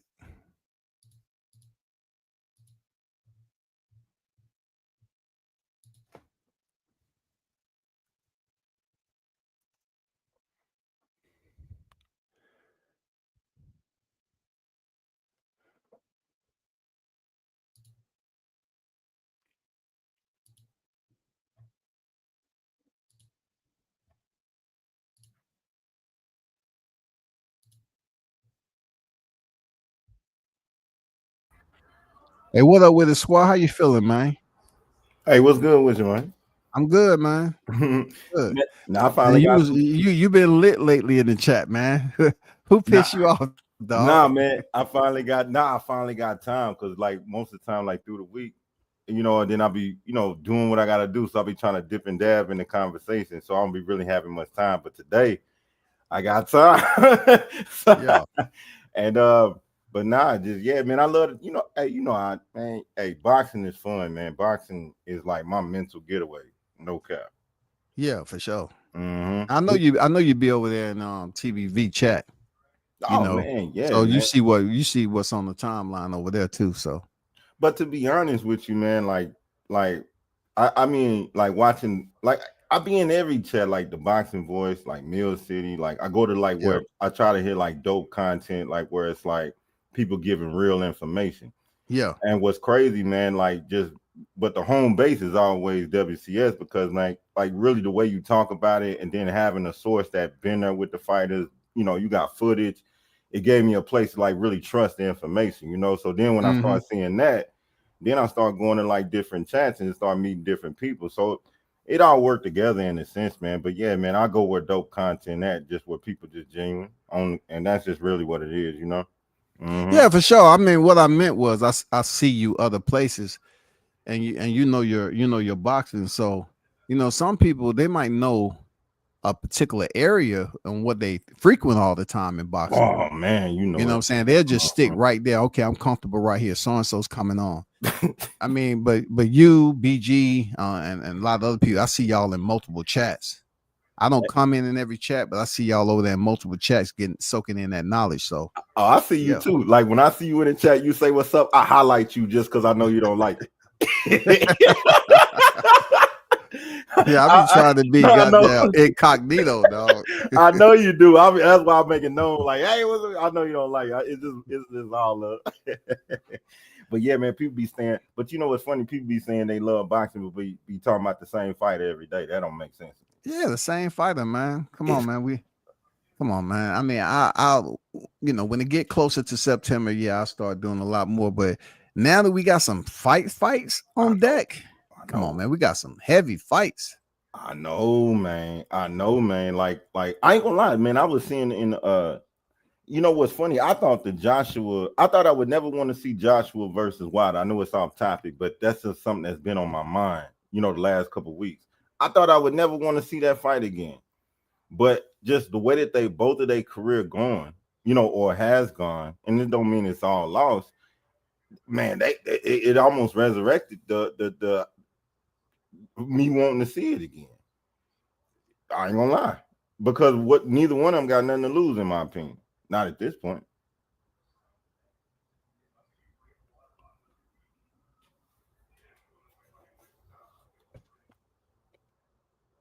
Out. Hello? Yeah, can you hear me? Yeah, I dropped out. Yeah, I can hear you now. Okay, cool. No, it's cool. Go ahead. Yeah, my thing came out my mic. Oh, I was saying, like, with that Wilder and Joshua, man, that kind of resurrected as something I thought it was over. I just thought I never wanted to see it again. But after like how, like you say, Turkey bringing back boxing, kind of heating up, it's like bringing up a lot of conversations. Like, nah, now that everybody ain't worried about the old no more, let's get some people back in the ring. Yeah, get some people back in the ring. And you know, just the one discrepancy that I seen, I was like, you know, you want to say that you was disappointed in Wilder, but you had to be disappointed in Joshua too. But then to say you want to potentially bring Joshua to fight, Dubois to fight a Klitschko, why? Why are you gonna bring that old cat back to get a big fight with Dubois? Right. And try to, you know, have him try to be the oldest heavyweight champion or something to come back and all that shit, man. Like, no, man. Yeah, I'm with you on that, man. That don't Keep make it local, bro. Hey, look, he probably trying to pull I mean, I don't know. I can't answer that, but what I'm gonna say is I'm gonna guess. Maybe he's trying to pull a move where, you know, like kind of like a George Foreman move. You know, come on back. You know, I believe in this type shit. I don't know. Which Klitschko he was talking about though? I thought he was Vitaly talking or about Vladimir? Vladimir, right? I don't think he's talking about Vitaly because Vladimir was better in my personal opinion. So he's talking about Vladimir Klitschko. Right. Yeah. Okay. I mean, you know, it is what it is with him. I mean, because they were talking about training. I heard that. And Andre Ward, isn't he trying to do something too, or have an exhibition with somebody? I know he's trying Andre, to put they steadily trying to get Andre Ward the bag, man. That bag for sure. Yeah, I know. Yeah, they are. I want to see Andre Ward fight Jake, bro. Ooh, he ain't gonna get that fight, man, because Andre is not gonna sell his soul. That's he's not gonna sell his soul. If Turkey can make the fight, if Turkey can make the fight for Andre Ward and Jake Paul, then yeah, Andre will go in there and beat him, in my opinion. Yeah, he will. Yeah. That's a fact. Jake looks sloppy against Andre Ward at 40% is beating the shit out of Jake. Yeah, definitely getting beat up. Yeah, Klitschko is Why you gotta 49 right now, why you so gotta he go? definitely What? will be the oldest heavyweight. Yeah. Hey, why you gotta hit him with the 40%? I mean, at least he didn't say 30 like most of these fighters say. I'm only 30%, man. It's just hella funny Get though, credit. because He'll it's just get true. credit for showing up. He'll just get credit for showing up. Like, all right, Jake, at least you showed up. Yeah, see, what I like about Turkey, he's really holding Jake to the fire. You know, saying, you know what, you come over here, I can get you a bigger bag, but you're not gonna have control of that contract. You're not gonna be putting all Exactly. these stipulations in the contract. You're gonna have to fight. You're gonna have to fight somebody, just like he said. Just like he said. I like what he said about the Schofields, bro. That's some real shit. You know what I'm saying? Like that right there. That's a penalty in itself. When a man says, "Man, look, you made me look like a fool," basically. You know what I'm Hey, saying? I put you on the card, and then you guys show out making excuses. Ain't nobody trying to hear that shit no I ain't more. gonna lie. I ain't gonna lie, Schofield y'all. Senior had to go over there and polish his nails. But see, Turkey's nails. hey, Schofield Senior need to shut up, because the worst thing he could have did was bring up that Shakur situation last week again. Like, what are you doing? Like, everybody kind of forgot about it, bro. Like, that's what I'm like. What a PR people had to tell them to shut up and sit your ass down. Like, why would you bring it up again? Because you came off a win with Tevin Former, but then you so high for that. You want to bring up a bad situation again, which looks bad going into negotiations. Real again. bad, Yo, dog. dumb ass, man. Like, anyway, I'm just, oh my God. Is that true? Dog. I read something about Shakur hurting his hand again. Is that true? Yeah. Turkey, it says Damn. Shakur spoke to him.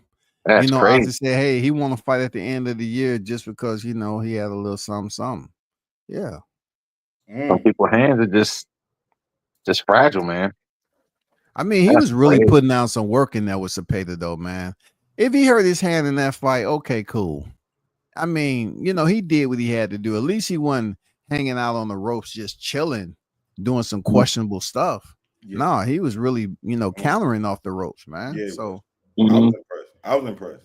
I was impressed too, man. But you know what? I don't know. But like people like, oh, amen. Because I don't want to. He did good. I don't want to be a hater and troll too much on Shakur. But Cepeda made him look exciting. So I don't get. He came and engaged a lot. So I hope Shakur. That's true. And this is what I want for Shakur, because now that he see it and see what people like, and I hope the newfound happiness is good. So now when a fighter backs up, I hope he engages more to give the same type of excitement. That's what if he just want to go. But Ben, oh my Lord, he gonna be the dude from Ben. He gonna be running from Ben. I ain't gonna lie. Anyway, let me put myself on mute. You say he gonna be running from who? Kind of Ben, man. Oh yeah. He said I gave myself, I let myself get some more punishment than I'm used to. Boy, you talking about that little right that Cepeda gave you? Boy, did you see that windmill that Ben was giving Eubanks Jr.? You talking about, man, why? Anyway, we talked about that other day. I'm gonna shut up. I think Turkey may come around if people start talking about it, because he shows that he pays attention to social media.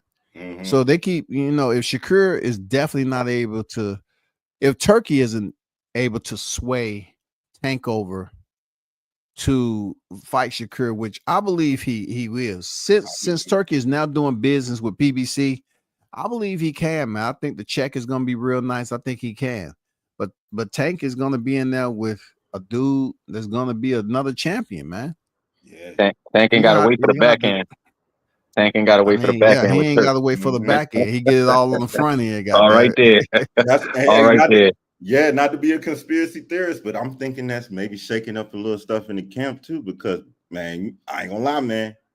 They just seem like off, and the way that Turk moving and throwing money, and people, when people start making money, they start talking, and word of mouth is a ML. That's crazy. Oh, you talking about Tank camp? Yeah, what I'm like. Okay. Think about it. Like if me and you in camp and we the head honchos, right? We making money, man. We the top dogs. Like you got to go through me if you want to make money. Then all of a sudden a new player come in town, everybody started talking about, man, hey, I go over here, man, he give me this bag, and then you be telling them like, hey, they ain't that much, but you be like, man, hey, then you want to tell that same person, hey, this is what I made on my last check. He gave me 50%, 75% more than what I made on this last one. Everybody going to him, dog. Yeah. Why you ain't going? And you see what I'm saying? So in the camp, you never know how the trainers getting paid. You never know what kind of deal people got them. But when everybody start making money and you just in that own little circle, you know, Cap, you be like, shit, how we gonna get some of that money everybody talking about? The crazy, that's what I'm thinking. The crazy thing is that a lot of these promoters can't compete because Sheik is rich. Like he don't even need this money. He really don't even need this. Is play money for him. So he could throw around. Hey Carlos, he say, "Oh, they say I lose money. It's not my money." It's not my money. As he walks around with gold bars in his. I want to tell you something. Bag. So let me tell you something. Hey, let me tell you something. I pay you in gold today. 2 bars for you, and I pay the rest. For real. Hey, look, I ain't gonna turn that down. I'm not gonna turn that down at all. I'm walking out that motherfucker with 2 gold bars around my neck. What are you talking about? I love it. Hey, look, I'm gonna be happy. He like, listen, your man must got money, but he ain't got 2 bars hanging around his neck. You might as well hang around with his women and drop that chicken dinner. You feel me? So you could just melt that stuff down, make it into anything you want to, do whatever you want to do. Nah, it's not even that, bro. Gold is valuable. That's the only thing. Yeah, that's what I'm saying. So it's like I'm gonna hold these 2 bars over here. I'm gonna let that thing accumulate, make this money for me while I'm chilling. He got more gold bars. He'll give me more gold bars. Melt it down. It'll get to the point like he'll give me more gold bars. I ain't worried about it. I already got 6 of them. But you know what that mean though? If people bite on that increase in the zone subscription, because I'm already a member, man. I ain't gonna lie, they got it at a nice price, about maybe 30. So if they up that thing by 20, you know, people pay 50. They will. But think about this: if people bite on that, man, you talking about them fighters about to get paid. You talking about? I think it'll still be good though. Like even if they say like it's not completely over with, like I think it'll still be good if they say, hey, you got a little more you got to pay on the subscription, but the pay-per-view is like $35. I love it. Man, man, you get MMA, you get interviews. They still gonna make their money off it. Hell yeah, I love the zone. Man, what? The zone popping with that boxing and combat sports. Yeah, I love the zone too for my legal fire stick that I get for free, so I get to watch whatever I want. and that's why they on your ass, man. That's why. And that's why. Hey, y'all, I want to say something, man. I got somebody text me. One of my people text me, and they want me to be the cut man. And it's nothing major, but it is at his daughter's fight. He's like, man, can you be the cut man? I said, man, I don't know what I'm doing, but you know I can learn. Where's the fight at? In your backyard? Negative. It's a fight. It's a real fight, but it's amateurs. Yes. Oh, okay. So and the one thing in amateurs, you don't have to worry about a cut happening too much. So you can just play the role. I've been. Oh well, I'm gonna play it real well. Then can you give me some tips? I mean, first of all, they win. You know, they wear gear, right? The amateurs. Yeah, they Blue wear gear. Blue gonna have his fighter looking worse than what he was when he was in the ring. He gonna come out. No, man. I get another cut. I get another cut on my head. I'm telling you the most important thing you should know, Blue. When they start the league, you don't go up there and suck the blood out like it's a snake bite. No, man. You squeeze it right to get the blood out, and then you add the ointment to it so it can go in. Hey, what do you say? Hey, what I'm saying? I learned that. Listen. Hold on. No, okay, that's fine. Thank you. But I learned that from Stitch, man. I learned that from Stitch right there. What I just said. You coming in there with some back tracing, some damn Neosporin ointment. No, that ain't it. His face fighter gonna be greasing in the mug, boy. That Vaseline you gonna put on him.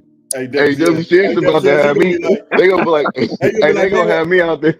They gonna tell me straight up, hey man, you can't do this no more. Listen to WCS. They gonna throw this out because of you. They be like, look, man, I can't even take this thing no more, man. Just stop fighting. Hey, Blue, are you nervous? Are you nervous though? Nah, I'm gonna have fun, bro. I'm gonna have fun. I'm gonna go in there and do what it do. Hold on. Hold up. You said you're gonna be the cut man, right? Yes, I'm gonna have to deal with swelling if there's anything. So you're gonna go in there and have fun. That's what you about to do. Just go in there. Yeah. But listen, hold on, WCS. This nigga Swat think he's slick. Swat thing, he slick. He trying to hit me with a low blow, like I don't You know I understand what he's mean? talking about. So first of all, Swat, I'm gonna do some research and then go in there and have some fun. Thank you very much. My dude. Yo, oh, sending shots, man, Hey, shooting love, shots already. Oh, he caught it. Yeah, he caught it. He caught it. hey, Love, them man. amateur Yeah. fights, be fun as hell, man. Because them damn That's what I'm parents and the saying, kids. bro. Oh my I can't god. wait.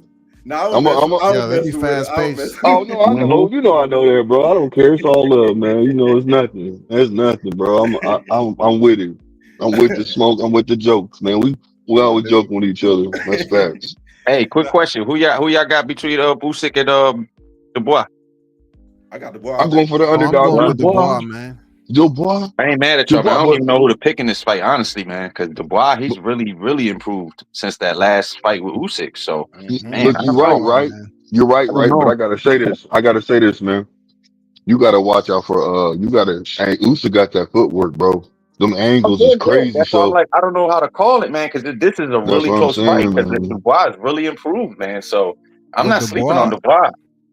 Dubois is younger. Mm-hmm. In my opinion, more versatile when it comes to foot movement too than Fury. Fury wasn't that guy to Yeah. do that. Yep. So just because he Yep. fought Fury that way and had success doesn't mean he's gonna have the same success against Dubois. Okay, I got you. I'm about to You say, know, when you you know mean what else? Plus, Usyk, man? it's the third fight, so they know each other at this point. But you know what Yeah. else too, man? Like I ain't gonna lie. Who? Like Hold I on, ain't hold gonna. on. You No, said the it's the third second fight. fight. It's the Yeah, I'm about to second say this fight. is the Oh, my second bad, my fight, bad. bro. Yeah, it's What the you second fight. mean? But I you mean, know they Hey, what? you still kind of, they already Hey, fought each Blue, other you one gotta time. So give Carlos some reprieve, man. He jump in and out, man. You know what I'm That's saying? fam, man. Yeah, fam, man. Yeah, you You gotta know what let I'm him saying? talk. Why you, man? Carlos is part of the family, dog. You treat him like an outsider, dog. I got a What wrench, are you talking goddamn it! about, I got a Carlos? wrench, goddamn What it! are you talking about, Carlos? You don't make no Man, look mistakes like over here. that. Hey, no, hold on. I said I had to look at my power pilot. Like, did that really? Let me check those dates real quick and fight the year. That's what I try to say, three. Man. Hey, you I know gotta what? stop smoking this shit here. Hey, y'all know, hey, you wanna know what's funny? What made me real confident in choosing Dubois, man? Because like Usyk already been down with a body shot before. And what Mm-hmm. Yeah. Yep. I'm an older man, I remember being young and I remember how my core was and everything. I'd be ready to run through a big robber. Hey, the hardest thing to keep tight like that when you older is your core, dog. Yeah. And you got Just the go ahead and say it, bro. That gut. That gut. Ooh wee. And you got Dubois coming in there, man. I just see the workout, man. Look, Dubois just need to just tack that body, baby. You'll be all right. Go back to the body, man. See if it works for you. Yeah. I'm telling you, that's the hardest thing. As when the older you get, I don't know, it's just the back and that core. Like you got to do a lot more to keep it straight, bro. And yo, I just see Dubois coming eating that shit up. I ain't gonna lie, I do. I'm pretty sure he's seen something from last game plan, so Mm-hmm. I know he's gonna be looking. I'm happy we got some good fights coming out this weekend, though. Y'all seen that card? Like the stuff that's going down this weekend? Mm-hmm. Mm-hmm. Mm-hmm. Mm-hmm. I mean, Mm-hmm. that's what I'm talking about. Like the back end of this career is gonna be super duper heavy, bro. Yeah, buddy. It's gonna be super duper heavy, man. Oh, for I Usyk, had to ask somebody a question. Who you talking about right now? Super duper heavy for who? Dubois? Dubois? Who you talking about us? No, you talking to you, WC. Yeah, no, I'm talking. Yeah, so who you Yeah. talking about the back end? Yeah, we got. No, I'm just saying, like from the 19th, even oh, you talking about the boxing? yeah, but I was talking Okay. about like on the back end of this year. Okay, we got have you. some good fight cards lined up. Like they Yes. putting together the undercards. We finding out. Turkey said in November that's all going to be championship fights on that card, 5 championship fights, and then they still building up the Canelo and Crawford card if they ain't already finished. It's just a lot of fights on there, man. It is. That's why I don't see how Hey, I'm excited. content creators can talk about like one fighter all the time. Like, man, you know how much shit brewing up right now, man. It's cooking. You know what I mean? Jesse Like Rodriguez on deck too this weekend. What? Man, you got Ammo Will, you got Jess Rodriguez, man. You got freaking Tim Zoo, Sebastian Fundora, man. Come on, man. You have Pacheco on deck. You know what I'm saying? You on. have Pacheco on deck too. Come on. You have Gary Russell Jr. coming back. And the prelims, and ain't nobody talking about it, Yeah. but Gary Russell like doing. you know what? I want to say a big shout out to Gary Russell for doing that, man. Like that take a lot of to do what he did at the level he did for so long. And I know and I don't want to say fall off, but just to have some challenges and hiccups here. Mm-hmm. To saying, you know what, I want to fight so much, I'll be on the prelims. I can't say another fighter that I know that would do that. Yeah. So I just want to give him respect with that. I don't know what'll happen, but and I'm not really, I thought that was dope that we get a chance to see him. You know what I'm saying? Like just on the prelims, just in the middle of the day, you get a chance to see Gary Russell. Well, I feel like this, man, when it comes to that situation. That's what you better do if you want to get yourself out there and stop talking that talk. Yeah, people walk the walk now. You know what I'm saying? So that's why I don't mind seeing the fight. Let me see what you're working with now. Let me see if you still got it together, So I'm okay with it. Me too. But you got to keep yourself relevant, you know what I'm saying? So that's why I say yes. But you know what's crazy, fam? You know what else is crazy, fam? And WCS know, because I think we was talking about, he actually almost pulled off that fight that he fought with one arm. Like, you know what I'm saying? The way he took it and how everything transpired was just really unexpected. But I watched that. He damn near pulled it off. I was like, yo, one arm, bro. That ain't easy to do. I know, man. I get in the ring. I like how you give him props right now. What's up? What? I like how you give him props right now, but guess who did that also that you be shitting on all the time? Shakur Stevenson. You better shut up, man. You better shut up, man. You know that was nowhere near that. But oh yes, it was. He went into the fight knowing that he could only fight one hand. He went into the fight knowing. Against a power puncher. Against De Los Santos. Now let me say this. How many times has Shakur just said "ouch" every time after a fight? I don't care if he said it. I don't care if he said it. Listen, I don't care if he said it every goddamn punch. He still did it. So you can stop with that glazing. You know what I'm saying? I mean, they're adrenaline so damn high. They ain't feeling that shit. That glazing and hating. He said I'm glazing. He said I'm glazing. That glazing and hating. You know what I'm saying? Give him props to keep the same energy. You know what? No, I am. That's why I'm praying that Shakur make that fight with Conor Ben. I'm hoping that happens, man. You know I am. You just want to see him get knocked out. Yes, I do. I want him through the ropes. I do. That's fucked up, bro.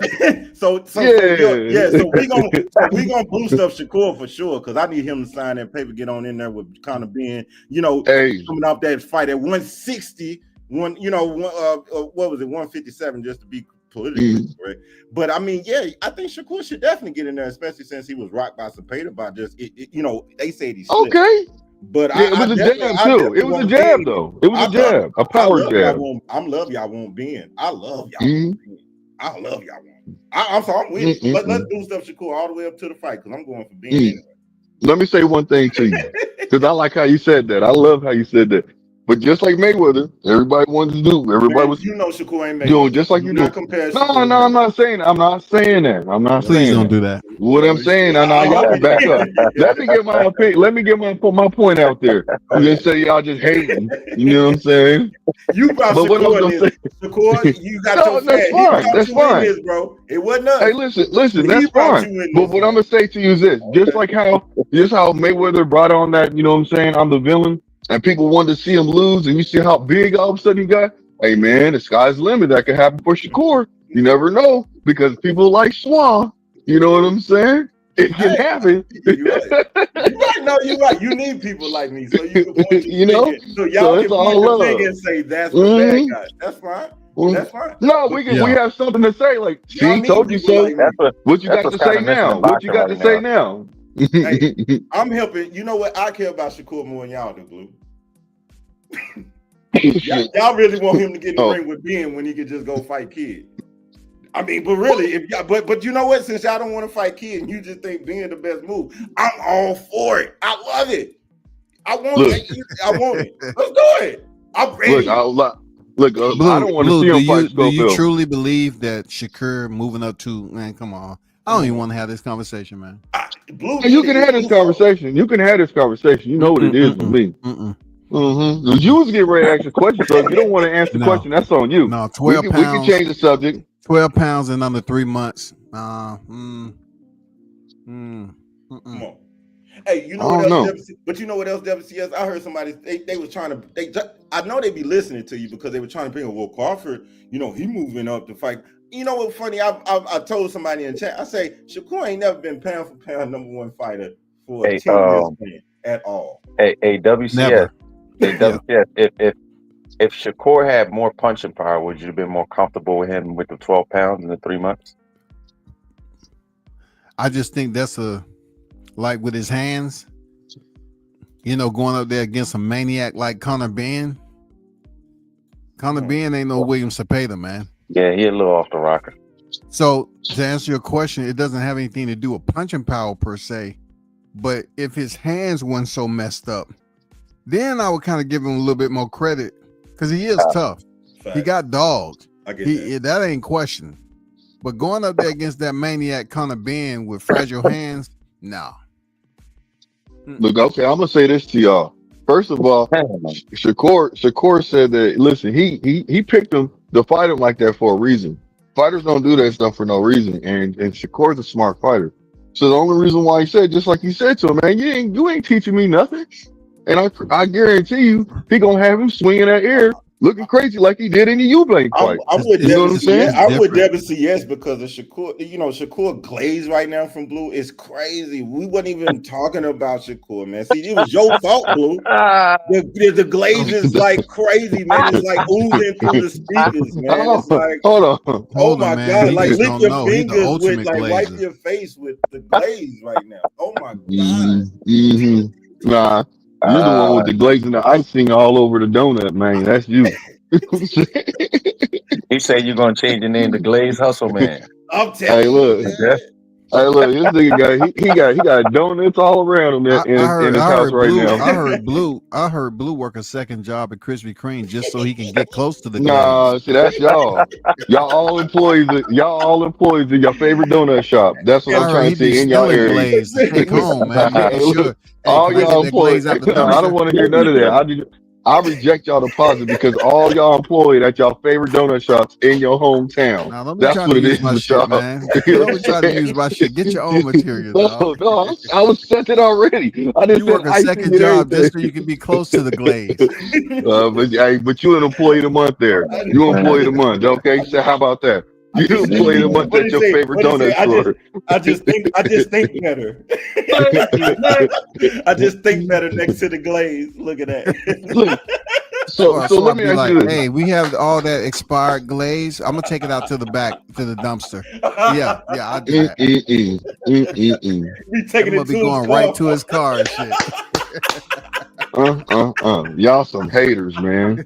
See, that's that hater talk. I ain't mad at you. I'm Everybody's just saying. I'm just saying. everybody allowed to do it. You doing Everybody allowed well to for do it. yourself. You're Hey, an I saw entrepreneur, dog. But why you got to work second job at Krispy Kreme and Dunkin' I'm Donuts? telling you, why are you man. employee of the month at your job? Why are you employee of like, the month? I'm just like saying, dog. why you always got them white stains on your black pants when you Hey, look, I ain't never seen a man get employee of the month. You know what I'm saying? Take your Hey look. man, we was just looking out for you, man. That's all. That's all We we love was you, doing, Blue. We man. love you, man. We love you, It's man. all good. I stopped by y'all establishment though and picked up a couple of a box of donuts from y'all. You know what I'm saying? I don't know what And that's. then I I'm don't know where The that's at, box but of donuts. Damn. Right, man. hey, look. Then I'm gonna drop them off with the homeless so they can eat good. You know what I'm saying? Have something to eat on. you gonna include the homeless in there? I got it. I You got it. passing the Yeah, glaze man. up. You know what I'm saying? I gotta make sure they good. Your ass better be going to the OR to find some surgeons for his damn hands, bro. That's what you better be dropping your donuts off. That's a damn Hey, ER. hold on. So let me ask y'all. Need to be I making don't think surgeons Shakur your hurt his friend. hands, man. I don't need. I heard so many people making excuses for Shakur about his Turkey hands, said man. it. But Turkey said it. his hands fragile though. Turkey because he said, was on after the fight, Mhm. he said he wanted to he wanted to nurse his hand a little bit and come back probably near the end of the year, but he had to take care of a little. Turkey didn't go into detail, but he was talking about that. He said Shakur had a little small injury before the fight. He still fought, but after it, he wanted to kind of let his hands, get his hands right again. Yep. Mm-hmm. I'm with that shit. What you mean? You know, with it. But he got one of the videos with Crawford snatching up a little youngin again. Another. Yup, this He little just ass stuff. Oh yeah, I seen that. I tossing seen that that one. man Yeah. like a rag doll. Like a bouncer in the club. I mean, Yeah. hey, Crawford look 160 plus right there, man. That's what I was about to look at, man. Because You can tell him in his legs and his Uh-huh. freaking calf. He gonna beat the cinnamon out of fucking Canelo. Telling you. Spank that boy. Man, he just Didn't I tell snatched your him ass up to like stop a messing little with the kid, ladies in the man. club? Now you gotta leave. Get your ass out the club. Right. I remember I seen a dude grab a bouncer, Fuck grab a wrong with dude by you? the throat. He Like, said, leave alone. damn. And he's playing around, and he got a fight in September, so he must be confident. Shit. Man, He's just one of the kids that's probably always strong for no reason. man, you know what? Like, man, Crawford ain't gonna stop doing what he do. Nah, I ain't tell you. I went down there. I Go went ahead, down. I went down there and saw Clarissa today at Charles E. Phillips Park. She had they had a little ring set up there for her to come and talk to the youth and stuff like that. So I dropped down there. You know, I saw Pap over there.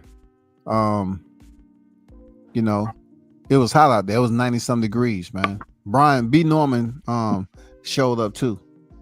You know, people was talking to him. And stuff. I didn't get a chance to do an interview or anything with him because they was talking to him and stuff. So I wasn't gonna wait around like that. Hey, you didn't use your nigga. Do you know who the fuck I am card? No, I wasn't gonna be rude. I wasn't gonna be rude because there's certain people that didn't know him and they know him now. You know, they know him now, so they was talking to him like a champ. You know what I'm saying? They was talking to him like a champ. Tell him, Blue. Tell him, Blue. At this point, they all need to be walking up to him, telling him, "What's up, WCS? What's going on, baby?" No, man. Get autographs and everything. What's going on, Slim? You know what's good, BJ? For real. WCS about to be in the mix, man. Salute. What's good with you? No, I'm up, man. Yeah. Now, hey. Yeah. Go ahead. I want to say something. All right, go ahead, Blue. No. Go ahead. I'm saying something after you. That's what I'm trying to say, bro. You just woke up, man? Yeah. I fell asleep. I was listening to you, and I fell asleep. That's cold. Would you smoke? Yeah, man. You gotta keep that to yourself, man. Goddamn. No, I'm just playing. Would you smoke a little bit of mocha or something? No, I don't even smoke no more. Like 2 Bomb Squad! You still sleepy? No, I'm good now. I'm good. But no, it was like he offered 2 or 3 people a good money to fight more times to live, and they were scared. Yeah, he said they ran off. Yeah. Who you think them 3 was though? I've been trying to think of that since yesterday, man. I don't know who it was, bro. It could be anybody at 54. I don't know. I think one of them is who? Jamel Charlo. You think Charlo? Yeah, that's because he said he don't care for tune-ups. Jamel Charlo, come on, man. That he wouldn't be a tune-up for nobody. Hell no. He a former undisputed. Why is he not in some big way? When he coming back? Yeah, it sounds like Charlo. I think crazy. one of them was Jamel Charlo, bro. Yeah, I think crazy. I know his people gonna come for me and they're like, "Oh man, where is he at?" Yeah, because that's the first thing. That's the first thing I think of when I think of Mel. You seen Johnny? Yeah, I ain't seen that. Ain't nobody seen his ass. Like he fought. I mean, come on, it's been a minute since he fought, man. Like, what's going on with this dude? Yeah, it's been a while, man. Wow. Damn near 2 years now. That when he seen that, I thought about it. I said, man, him and his no tune-up rule, it had to be Jamel Charlo. One of them had to be Jamel. Yeah, that sounded about right too. Well, Jamel trying to copy off Earl, huh? Shit. I know it wasn't Earl Spence. I know Turkey wasn't gonna have tried Earl Spence come and fight Mertis Layev. Nah, yeah. But if that was Spence, he did right by running. I ain't gonna lie with EJ. My biggest thing, who is his trainer? That's my biggest concern. That's my only concern. Yeah, that's a good question. Who is his trainer, man? they seen him beat Tim Zoo and like niggas don't want no smoke. That's crazy. But I think Murtazalia, man, was able to have that success because of the presence that Tim Zoo gave him. He was right there to be hit. And he said he was knock the dude out in 30 seconds, man. So he tried to come in there and bang for bang, man. It didn't work out for Tim Zoo. Yeah, Not at all. Mhm. He got up like, what the hell I just get hit with? If you look at the replay, he didn't know. He got up like he didn't know what the hell he got hit with. No cap. like a deer in the head in the headlights. He was looking like, what the hell? Fact. That ain't even no joke, right? It ain't What the being hell? funny. Yeah. What the hell? That shit came out of nowhere. He did it. He did him like Wilder. And that Boom, Curtis got hit Stevens look. against Zhang. Had that Well, Curtis at least Stevens I look. think- That Triple G hit him. I mean, Wilder was going in a circle or something like that. Yeah, So, Wilder was talking to the air and stuff. What you mean? Nigga, what you Tim Zoo was on some other shit, man. It was like he didn't even. It was like he started the fight thinking about another fight, and then when he got hit, when he hit his ass, I don't know. I've been hit like that before when I underestimated somebody and they hit my ass good, and it looked like that's what happened. He was thinking about the fight past Murder. Murder came in and hit his ass with some ooh-wee, and he got up like the fight's over. Yeah, it's over, bro. Yeah, it's over. The kids like, was already getting in the car. He's like, what the hell did I get hit with? Like, Right, the lights wasn't even on yet. Yeah, Murtazalia haven't fought since October last year. So, yeah. They built his name up sweet, didn't they? They made sure. Yeah, he's 23-0 and 17 knockouts. He has a solid, by the numbers, he has solid 32 from Russia. Mm-hmm. Yeah, but he ain't got no fight. Had no fight since Zoo, man. But see, they kept him hid because he knocked out. That's just speculation what I'm doing. But I think that, to knock out Tim, you got you another name that you can kind of build up just because he did what he did. So it's gonna be interesting to see what Murder look like, in the next fight. Because to me, I don't like quick knockouts if I'm trying to figure out a fighter because that's not enough time. Anybody can get knocked out. He knocked him out in the third round, though. It wasn't the first.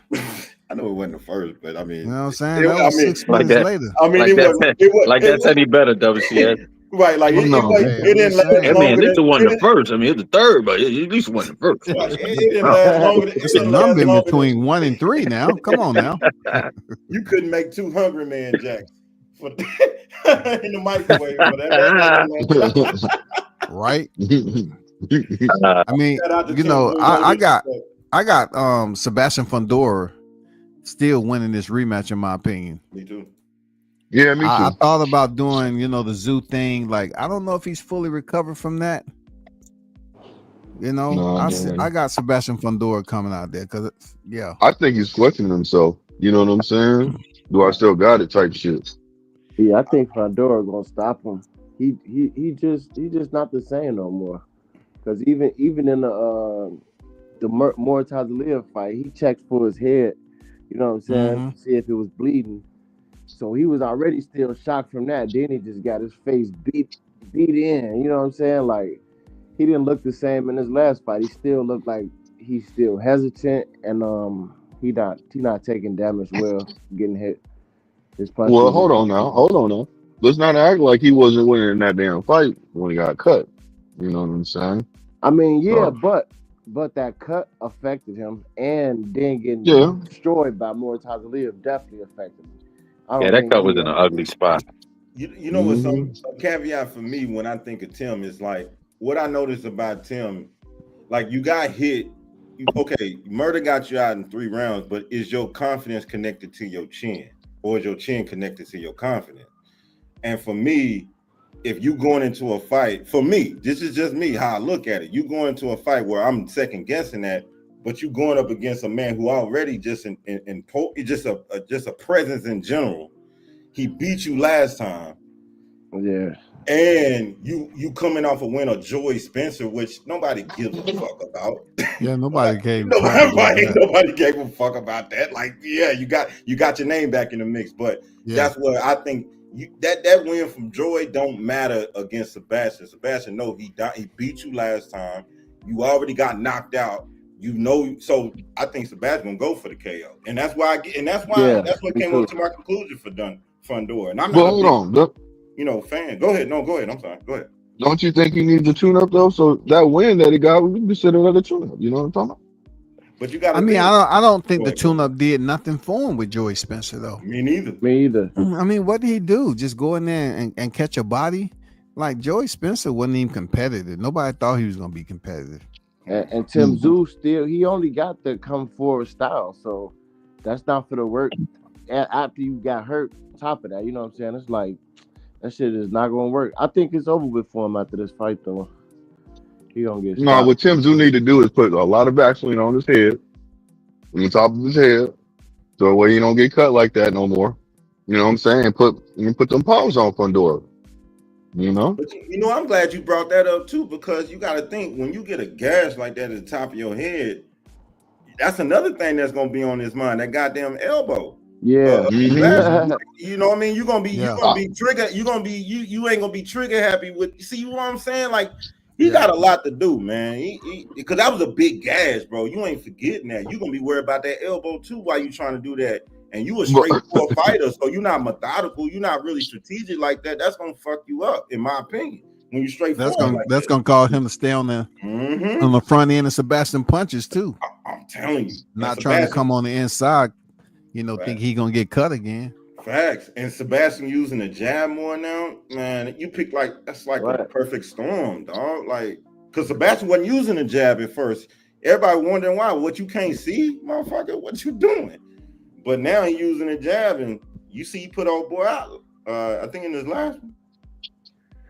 Who y'all think gonna win between Isaac Cruz and Fierro though? Fierro, that right there, man. They fight. Man, them two right there, boy. That they gonna be going at it. Oh man, Fierro nice. See, he a sleeper too. People don't really know a lot about him, boy. He moved, man. Oh, they almost stopped each other last fight. Yeah, they did. That's why I think that's gonna be a banger, man. Hey, y'all seen Usyk rapping though? Like he was up there with the bar. He got to rapping this shit, then walked off tweaking. Usyk weird, man. Yeah, Usyk, man. I seen. Okay. I seen Usyk at a fight where he came in a full length all black, like a Russian, seemed like a fur coat, man. Like a mink. Yeah, I remember that. I remember you talking about that fight with the hat on, right? So when he went upstairs and changed, he came back down in some jeans, army green type jacket with a hat on his head, and the people that, and just a regular cap on his head. So the people he was walking with was like 20 feet behind him. So when he got outside, Usyk was walking by himself damn near, and they was just walking behind him. Like it wasn't nobody walking with him in proximity. His people that was walking with him were like 20 feet behind him. And Usyk was just walking up the street. Yo, WCS. I know why he did that, though. I gotta ask you, man. What kind of dude is Usyk, man? He just seemed like a different kind of cat. He's a cool dude, man. Like he caught me taking pictures of him, and then he was looking in the camera, playing to the camera and shit. And then I walked up to him and I said, "Do you mind, I'll take a picture?" Sure. Unlike punk ass Chris Colbert, bitch ass. Them niggas is very goddamn rude and disrespectful. That nigga want to ignore you and shit. That nigga come down to my city and gonna sit up there, and I'm trying to interview him like I just interviewed Zab, Judah, and everything in celebrity boxing.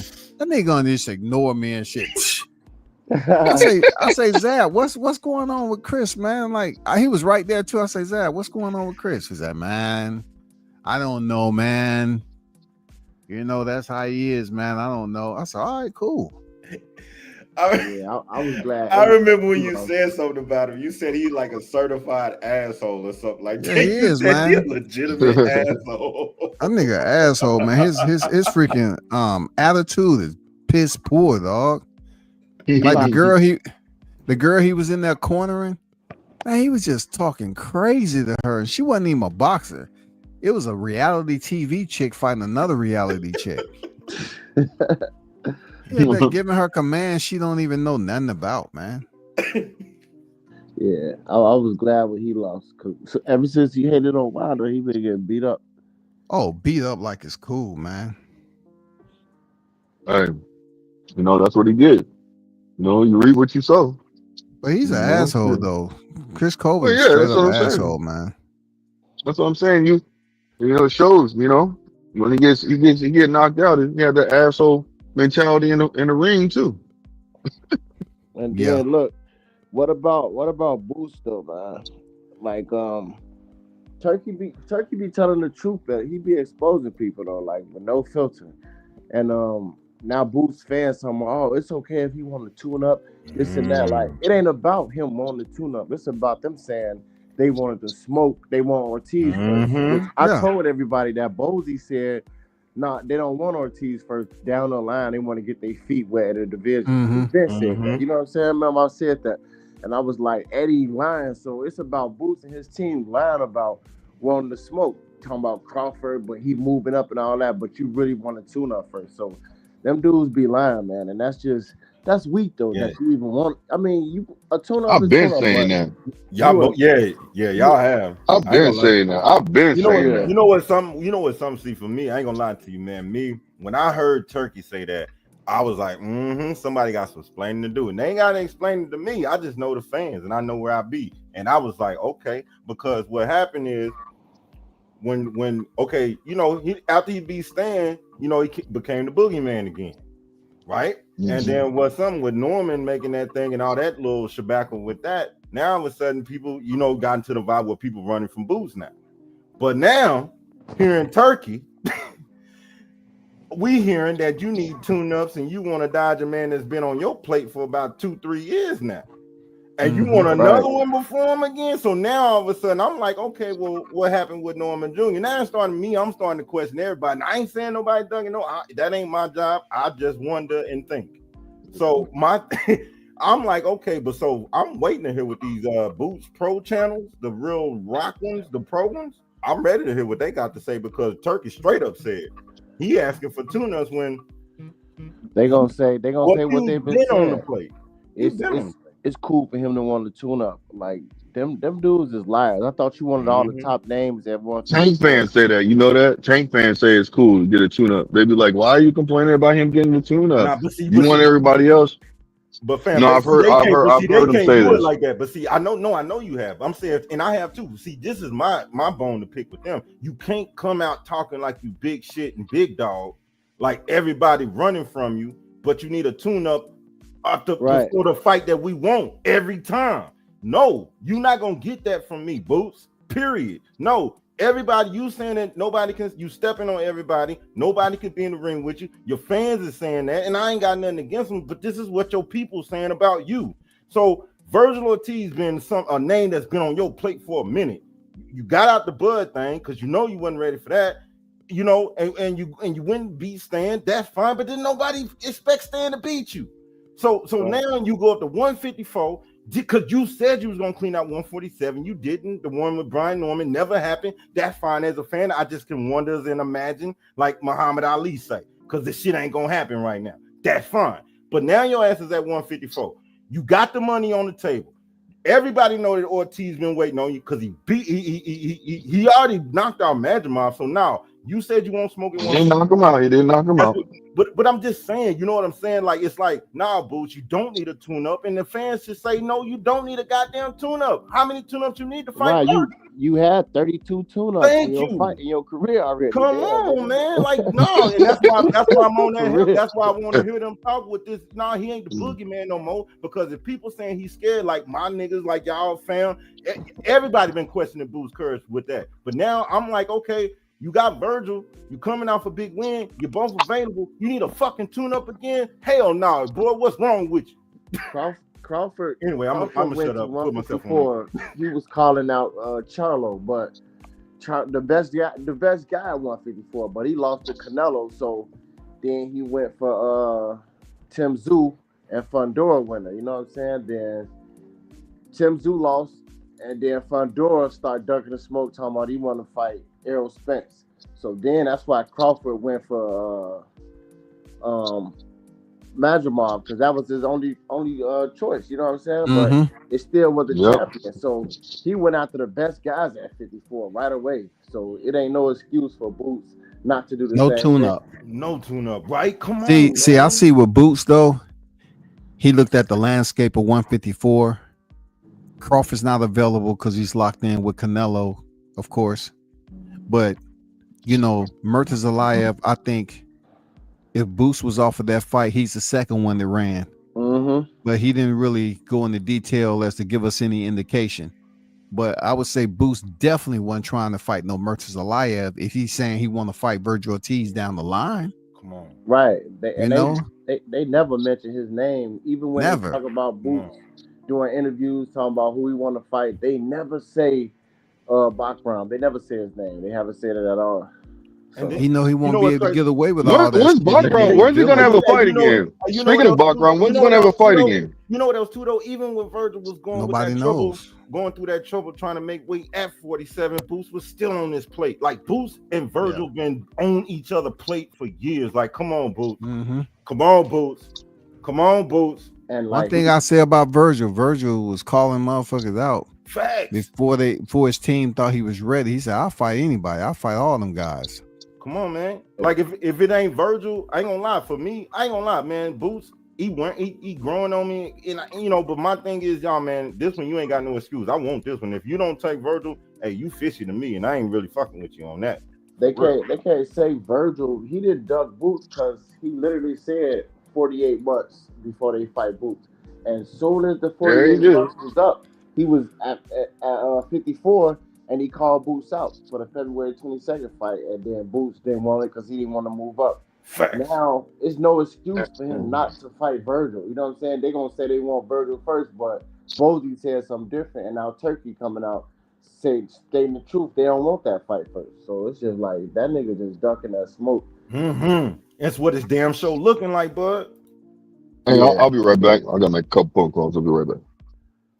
No, go ahead. But yeah, shit crazy though, man. It ain't really no easy fight. I mean, if you want to tune up, I would say fight Boychuk. You know what I'm saying? That's his best option at 54. Somebody that Virgil. That's the only gate that's open though. But Yeah. You know, like Xander got the other belt, WBO tied up. What about the WBA? What's going on with that? That's Bud belt. He still got that. So he still haven't vacated that. Okay. Yeah, he's not gonna vacate it all the way. So he's definitely not gonna get that Bud fight. That'd be stupid. Right. I wonder why. So Bud's still holding on to one? Yeah, I think he. Why would Bud come back down after Canelo. beating Canelo and fight Boots? Right. That's what I'm That'd thinking. be stupid. Yeah. I wouldn't even see Bud being motivated to do some shit like that. After after the fight with Canelo. He want to take the easy route like Spence. That's what he's doing, man. That's how his career been, really. Man, y'all, I ain't gonna lie to you, man. I be over at different camps, man, and it'd be some pro booze camps. I go everywhere, but man, this my thing. Like, don't walk around talking like you big dog and you ain't gonna do some big dog shit. I just don't respect shit like that. I just don't like that because, like you said, but I think you said, oh, he left. Hello? Who you talking to? I don't know. I guess Bud. I was talking to Bud, but he fell off. Well, he went off. Two of them fell off. I know. I don't know. I mean, in that crazy. Anyway, I thought I was hey WCS. I thought I was cussing and got.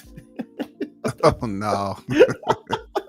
I was like, damn, I feel bad. Hey, using vulgarity don't get you like in trouble with YouTube. I mean, it's people do that every day. It's just depending on if it's considered a threat or something. Yeah, I try to be respectful though. You know what I mean, especially when I'm on platform.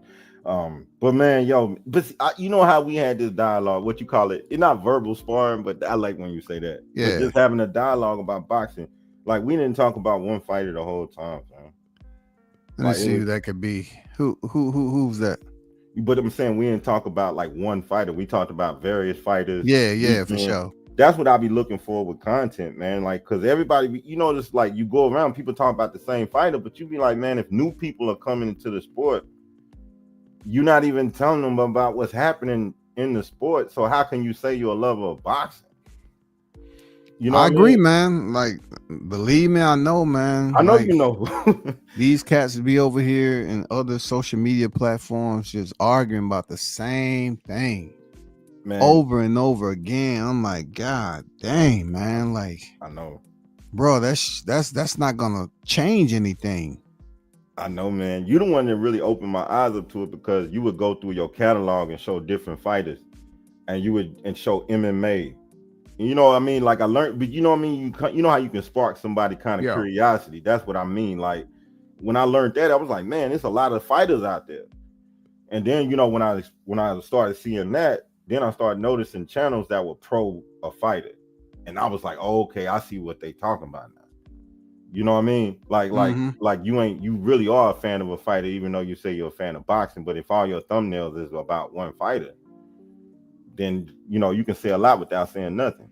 So anyway, man, I don't want to get on my little soapbox with that, man. I just hope, you know, the fans appreciate your channels, and, man, hit the like, subscribe, man, because, yo, WCS talk about more than just one fighter, man. Yeah, I appreciate it, man. You know, and why y'all the hottest chat in the MF and gang, because y'all can talk that talk too, man. You can switch up the topic, you know, give your perspective on various fighters. You know what I'm saying? Not be swayed by my thought process. Think, you know, independent thinker. Yo, like that's that another thing anyway. why I like about the chat. You know, y'all think for yourselves. You have your own opinions, man. You know, man, whether it's objective or subjective or whatever, man. You have your own shit. Man, that's dope, man. Blessings to you for that, man. I know I accept it as a, you know, as a fan, friend, brother, whatever, man. Like, I accept, man. I appreciate you for even just opening up platforms like this, man. For real. Yeah, for sure, man. I appreciate y'all pulling up as always. I'm about to go cook, man. Make a steak, Yeah. man. Get ready for this. Really ready for this weekend. Hopefully, we ain't got no goddamn more Keyshawn. Yeah, we got the weigh-ins tonight. I mean, but I'm saying, hopefully, we don't have no episodes like Keyshawn Yeah. Davis and shit, man. We lose the whole weekend. Have you seen him lately? It just seems like, man, like, I know he was at the fights, but really, no one did an interview with him, man. Like, I haven't seen nobody really, like, put the mic in front of his face and say, hey, how's everything going? You know, how you been since Virginia? I haven't seen him in front of the mic, man. He probably, you know what's funny, fam, like, on a serious note, like, it probably shell shocked him, fam. You know, because with him being, you know, not to give him no excuses, but I mean, I try to, like, be easy with, you know, like, just like you, try to show respect and be easy with criticism. You know, with him blowing up like that, he was all, as an older man, when he knew he messed up that event, you could tell he was trying to act like he wasn't bothered, you know, even though that everybody was looking at him like, damn, you fucked up. And see, we know as younger men what that looked like. So when I looked like, I was already worried about him, because I'm like, if he looked like he was hurt, I'll be like, it's gonna be a good night. He probably gonna, you know, just watch the fight, do what he gotta do some interviews, go home. But when you trying to act like you're not bothered, eating popcorn, laughing, I'm like, okay, the man hurt. You know, niggas is talking about Keyshawn. Well, yeah, and then, you know, but what I was saying, but we, you know, it was to his question. That's a good point, man. But it's to his question. It was. You know, I think he's gonna come out a better man in the future. I do. I think he's gonna come out with the presser. He's gonna be more focused. I think it grew him up, and especially with them showing his kid on ESPN and picking up your baby, and you actually look like you forgot about your child. Like, that do some shit to a man. You know, that do something to a man, dog. You know what I'm saying, Debbie? That just do something to you, that you remembered as the guy that forgot his kid because he was acting like a kid. So, he's gonna bounce back. I think he's gonna bounce back. I think that he's getting a lot of some hot grease, man. Cooking. I think he's gonna get a lot of counseling. I think people that love him or around him, his mama probably grabbed him by the neck and said, boy, come here. I think he got the right people in his corner. And it's probably best that he not in the limelight, because he showed what he does with too much limelight. Yeah. He been there before though, Schwa. Like, he got kicked out the Olympic training center when he was going for the Olympics. Oh, man. And then, you know, he tested positive in Texas. Oh, man. And his shit with Albright was a no contest. So he said, "Hey, I stopped smoking weed. I'm Yeah. doing this and this." And so he went on a little run. But you Picked up the title and blew it. But you know what? Can I interject real quick? Can I interject with something real quick? Let me say this one last thing because I'm gonna get off real quick. I'm sorry, fam. It won't be long. It won't be long. But you know, as a father myself, man, we could say all the extra shit, right? We could say that. But one thing for sure, and two things, we saw you leave your kid. We saw you forget about it. And see, what I know as a man, it don't matter if people forgive me. I'ma always remember what I did that day. So that's gonna fuck with you because you know that you gotta grow up. You gotta grow up. You forgot your child, dog. That means that you so wrapped up in yourself, you forgetting what your real responsibility is. And see, I think that grew him up. So anyway, y'all, I love, man. Hey, man, I gotta go. Hold on, man. You can't just leave this there. I wanted you to hear what I was getting ready to say. So check this out. He say you gonna hold me captive. Go ahead. Yeah. Go ahead. Put the handcuff on your ass for like 2 minutes, 3. Hey, check this out, man. So I hear what you're saying, and I hope that he's remorseful, but to me, I don't think he is. Because Clarissa Shields was trying to drop some gems on him, and she was just being honest when she seen him at that fight. You know what I'm saying? And he was literally looking her in her face and looking off. She's talking to him, and he ain't even looking at her. Yeah. And he's like, man, he's saying stuff like that. So you know right then and there that he ain't trying to hear what anybody got to say. He's still in that. He's still in that tempo. But now you see what I'm saying? But I got to give you. He might have been high, man. But no, I got to give some pushback on Blue because think about this. You ain't never. Have you ever been in a situation, Blue, where your whole world just fucked up, right? And everything. Okay, hold on. And everything bad. Think about this. And you hearing what you need to do wrong. You need to do better for about 2 weeks straight, right? Yep. Do you think that he wanted to hear more about what he did wrong, about what he need to fix 2 weeks after all that shit has happened? Do you really think if that's caught on camera, like Keyshawn is gonna be like ready to hear that? So, in my opinion, you fake it. You fake it. Oh Lord have mercy. And the reason why I'm saying you fake it right now.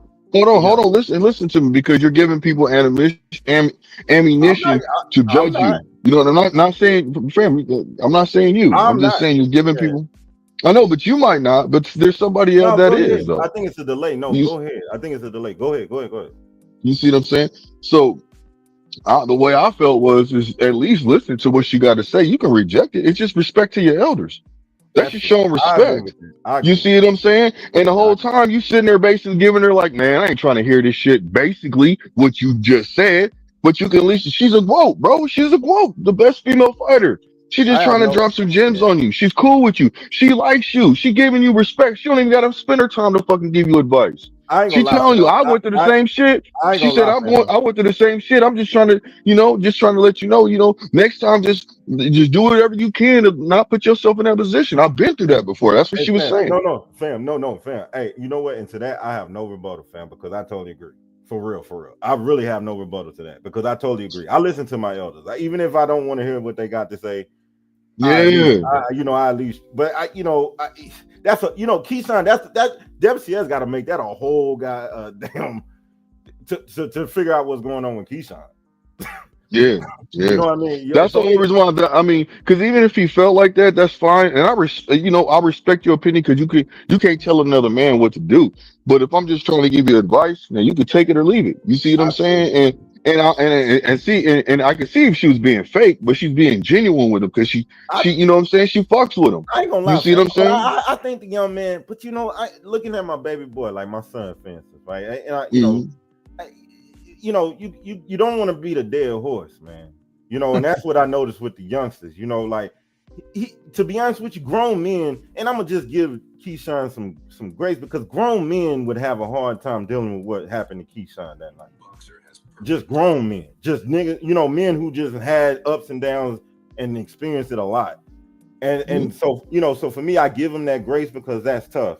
But as far as what you're saying, like you say, she the GOAT, you got to show some respect. But see, that's his problem. I don't think he understands his position in boxing. Like, I don't think he understands what he represents because when you grow up, you realize there's more people, you living for more than yourself. See, that's what a leader is. That's what a champion is supposed to represent. Even though he has the belt, he's not a champion in his head. And so that's why you would get a situation like a champion like Carissa talking to him and he don't listen. You see what I'm saying? It's like the curious case of Keyshawn Davis. And I gotta go, and I love y'all, man. I just gotta, but you're not lying with what you said about that. I totally agree with you, Frank. Now, I will say this: I do hope that he is remorseful, and maybe it's just because you can't sound get your ass out here. No. Listen to what I'm saying. Listen to what I'm. No. Hold on. It's gonna be quick. I want you to understand. No, fam. Listen to me. You have to. I'm gonna tell you why. Go ahead. No. I ain't listening to you either. I ain't listening to you either, nigga. I ain't listening to you either. Go ahead and get off. I love it. All right, man. Y'all be good. Hey, you stay safe out there, man. But no, this is real shit. I do hope that maybe in that position he's saying that shit. Now you have to look at it from this point of view too. Maybe he's looking like, okay, I don't have a problem with you telling me that, but you could have pulled me to the side and told me. But at the same token, you still got to show respect to your elders. That's all I'm saying. Like, you know what I'm saying? Just show that you are remorseful so you can get your fans back. That's all I'm trying to say. To your fans, you know what I'm saying? Because he had a lot of fans. He got a lot of people that was like, man, Keyshawn is the truth. You know what I'm saying? And he still is the truth. He got to work on some things. But you know, and he's young. But at the same token, you know, you got to. I just look at it like, you know, I hope that he understands that, you know, he still got it, man. And one thing I want to say right now is, fuck all that shit right there. But I'm gonna say this right here, man. I told y'all I would love to see Keyshawn fight Richardson Hitchens, and I've been saying that. So if he's trying to fight him right now for that belt, like I've been saying, that's a plus. And that's why I said he can get all that bullshit off him if he goes and fights him, because they have history with each other. You see what I'm saying? And he can get a belt. And he can walk that walk now. That's awesome. Want to make sure you got it all out now. So the world can hear. Yeah, man. You I had the appreciate mic. You. You know, I don't know how you feel about that fight, man. Hitchison and Keyshawn. I like it. You know, I commented earlier that Turkey Ali Sheik say no tune-up. So if you're talking about making Hitchens and Keyshawn, that would be a good fight. But I didn't hear him mention anything about Keyshawn. The Turkey mentioned nothing about him. But the Ness, I believe somebody on there did mention Hitchens, potentially linking up to fight somebody. And Turkey didn't really go into grave detail about it.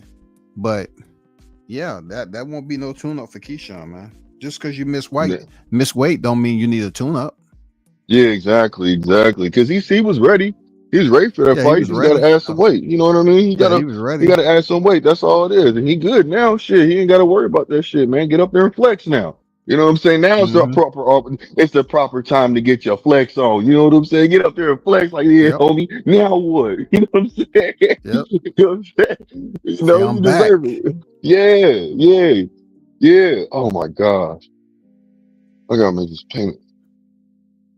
But no, I like that stuff. I like it, man. I like it. You know, I do. That I do. That I was told that the Tank fight might be at the end of August, but people going around here saying it's canceled and everything. I was told it might be popping up on August 30th. Yeah, the last weekend. Yeah. But you know, well, I'm just like, damn, man, what's going on? Tank, make the announcement. You getting your court stuff going on. You know what I'm saying? I'm pretty sure. Yeah. I mean, if it's court situations, you can go to the judge and say, look, I got to fight that day. We're going to have to, can we schedule for this day or get a continuance? Like she don't like him like that, man. The one in Maryland, nah, she don't like him like that, man. So he don't, but she ain't going to be the only judge. There's plenty of judges, though. He can get a different judge. I mean, get a lawyer. Yeah. He has the money. Get a lawyer where he's not standing in front of her. Get a continuance. You see what I'm saying? Yeah. Where she's not going to be there on that day. That's what I'm trying to say. You know, your lawyer go in, get a continuance. You ain't got to worry about shit. You ain't got to show up for no continuance. You know what I mean? True. So the lawyer handles that. That's what I'm saying. He can just do his thing. He can still get the fight though, but he ain't been training like he's supposed to. So that's another thing. So I understand the need for more time. You know what I mean? We'll say on that. Yeah, that's a good point. That's a good point. Say. But yeah, I'm about to bounce, man. I'll definitely get up Okay. with you. Yeah, most I'll definitely. get my close to 3 hours quick. Yeah, there you go. I want to chop it up with you sometime about that about my little cut man experience. Oh, okay, no doubt. You know we can do that for sure. Yeah, for sure. All right, fam. You have a good one, man. On to the next Yeah, one. same to you, man. No doubt. All right. Yep. Yeah, I want to give a big shout out to the hottest chat in the MF game, man. Once again, thank y'all for y'all support. Thanks for the donations, for the people who dropped in and supported the channel, and continue to pull up and hit the button as you come in or if you leave. I appreciate you. Till next time, I'm out.